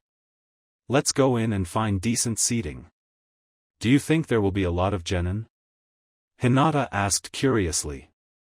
"Well, if the other new genin are there, then that's 9 of us. Then last year's genin, and maybe even older ones," Naruto said. "So I think so. Team 7 walked inside the academy and climbed the stairs until they came to a group of genin standing in front of room 301. They were huddled around something. Team 7 approached and saw Sakura looking down at a strange-looking boy. Sakura looked flustered and bright red. Hinata instantly recognized the strange boy and moved towards him. "Lee-san. Are you alright?" Hinata said, helping this Lee person up. Lee wore a green spandex suit with orange leg warmers. His hands and arms were tightly wrapped with bandages, and he wore his hitaide around his waist. But his outfit wasn't the strangest part of him. He had very profound round eyes, with prominent eyelashes at the bottom of them. He was sporting a bowl-shaped haircut, and had very large, square-shaped, black eyebrows. Overall was a very bizarre-looking boy. Lee looked up at Hinata and smiled. "Oh Hinata-heim. It is so wonderful to see you. I am most alright. The flames of youth has lead me to the most beautiful flower," he said looking up at Sakura. Hinata helped Lee up, then glared at Sakura. "You just can't be nice to anyone, can you?" Sakura gasped. "I can be nice. Name one person you are nice to." Sakura opened her mouth to reply, but Hinata cut her off. "That isn't Sasuke." Sakura's mouth quickly closed. After a few moments of thinking, she couldn't come up with anything. That's what I thought." She turned back to Lee and smiled. "I think you should join your team, Lee-san." Lee sighed. "Alright." He noticed Niji and Ten looking rather annoyed with him and Sakura's embarrassing display. He walked over to them and bowed. "Forgive me, friends." The flames of youth were burning too brightly to extinguish. Ten rolled her eyes. "It's okay, Lee. Next time just don't waste your time with that banshee." "Hey!" Sakura exclaimed. It was Niji's turn to roll his eyes. "Silence yourself, Sakura. You are making a fool of yourself." He looked over to Hinata and nodded. Hinata nodded at Niji, then turned back to Sakura. "Get over yourself, Sakura, you have a terrible attitude." "I do not," she yelled. Naruto sighed and stepped up towards Hinata. "Look around you, Sakura. No one here is willing to back you up. Not even your own team." Sakura looked around her. Everyone was glaring and frowning at her. Her eyes first landed on Sasuke. They were filled with disgust, and it sent a sharp pain to her chest. She saw Kiba and Shino standing away from the group, ignoring Sakura's temper tantrum. Sakura felt a sense of dread come over her. Her eyes scanned the group again and saw Ino glaring back at her. Not quite a glare. It was more a look of disappointment. Ino was her rival, as a kunoichi and for capturing Sasuke's heart. She looks like she's embarrassed to know me, Sakura thought. You put people down. You hurt them physically and emotionally. You choose to fight for a crush instead of fighting for your team. Naruto could see his words start to sink into Sakura's thick skull. You used to be a top kunoichi in our class, Sakura, but now what are you? A stupid girl who refuses to see what's important. Sakura's eyes widened as she stared at the blonde. His words struck like a kunai to the heart. Naruto wasn't that stupid, hyperactive boy that would do anything to get a date with her. Now was taking life seriously. Sakura scanned the crowd again. Many of the people were still glaring at her, but her eyes caught Ino's. Ino looked a little sad, like she was upset that they weren't friends anymore. Sakura tore her eyes away from Ino and looked towards Kiba and Shino. She looked at them and saw Kiba looking indifferently at her. Shino looked just as emotionless as he always did. They're right. Two have lost sight of what's important. Sakura sighed, then moved through the crowd to rejoin her team. Maybe I can start with my team. I can show them that I'm serious about being a kunoichi and serious about our team. And how serious I am about being a Chunin. Sakura looked up at Shino and Kiba, looking quite embarrassed. I'm sorry. Kiba and Shino looked at each other before looking back at Sakura. Their expressions softened, even if it was barely noticeable on Shino. No words had to be exchanged between Team 8. Hinata had rejoined the boys and smiled. Shall we go? Naruto laughed. Really, Hinata-chan? You just totally told off Sakura, and you're just gonna go about your day like it was nothing? He saw Hinata blush with embarrassment and he laughed more. You're so cute, Hinata-chan. Naruto blushed at his thought. Sasuke blinked at his two teammates, they were both red. Okay, so are we going? He said, pointing through the stairs. Team 7 started towards the stairs, when Ino stopped them. Where are you guys going? Room 301 is right here. She said, pointing to said room. No, it's not.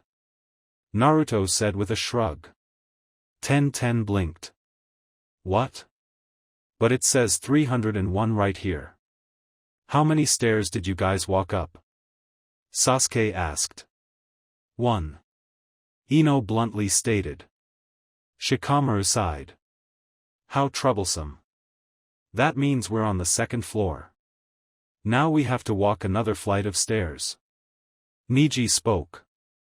A genjutsu. They must have placed one on this floor to weed out the genin who couldn't see past it.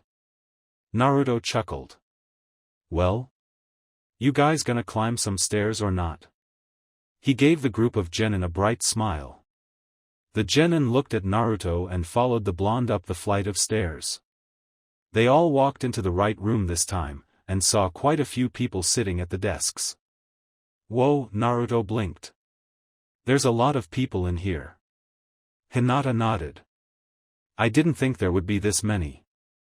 She looked around the room and noticed that there were quite a few older genin in the classroom. How long do you think they've been testing? Sasuke asked. Too long if you ask me.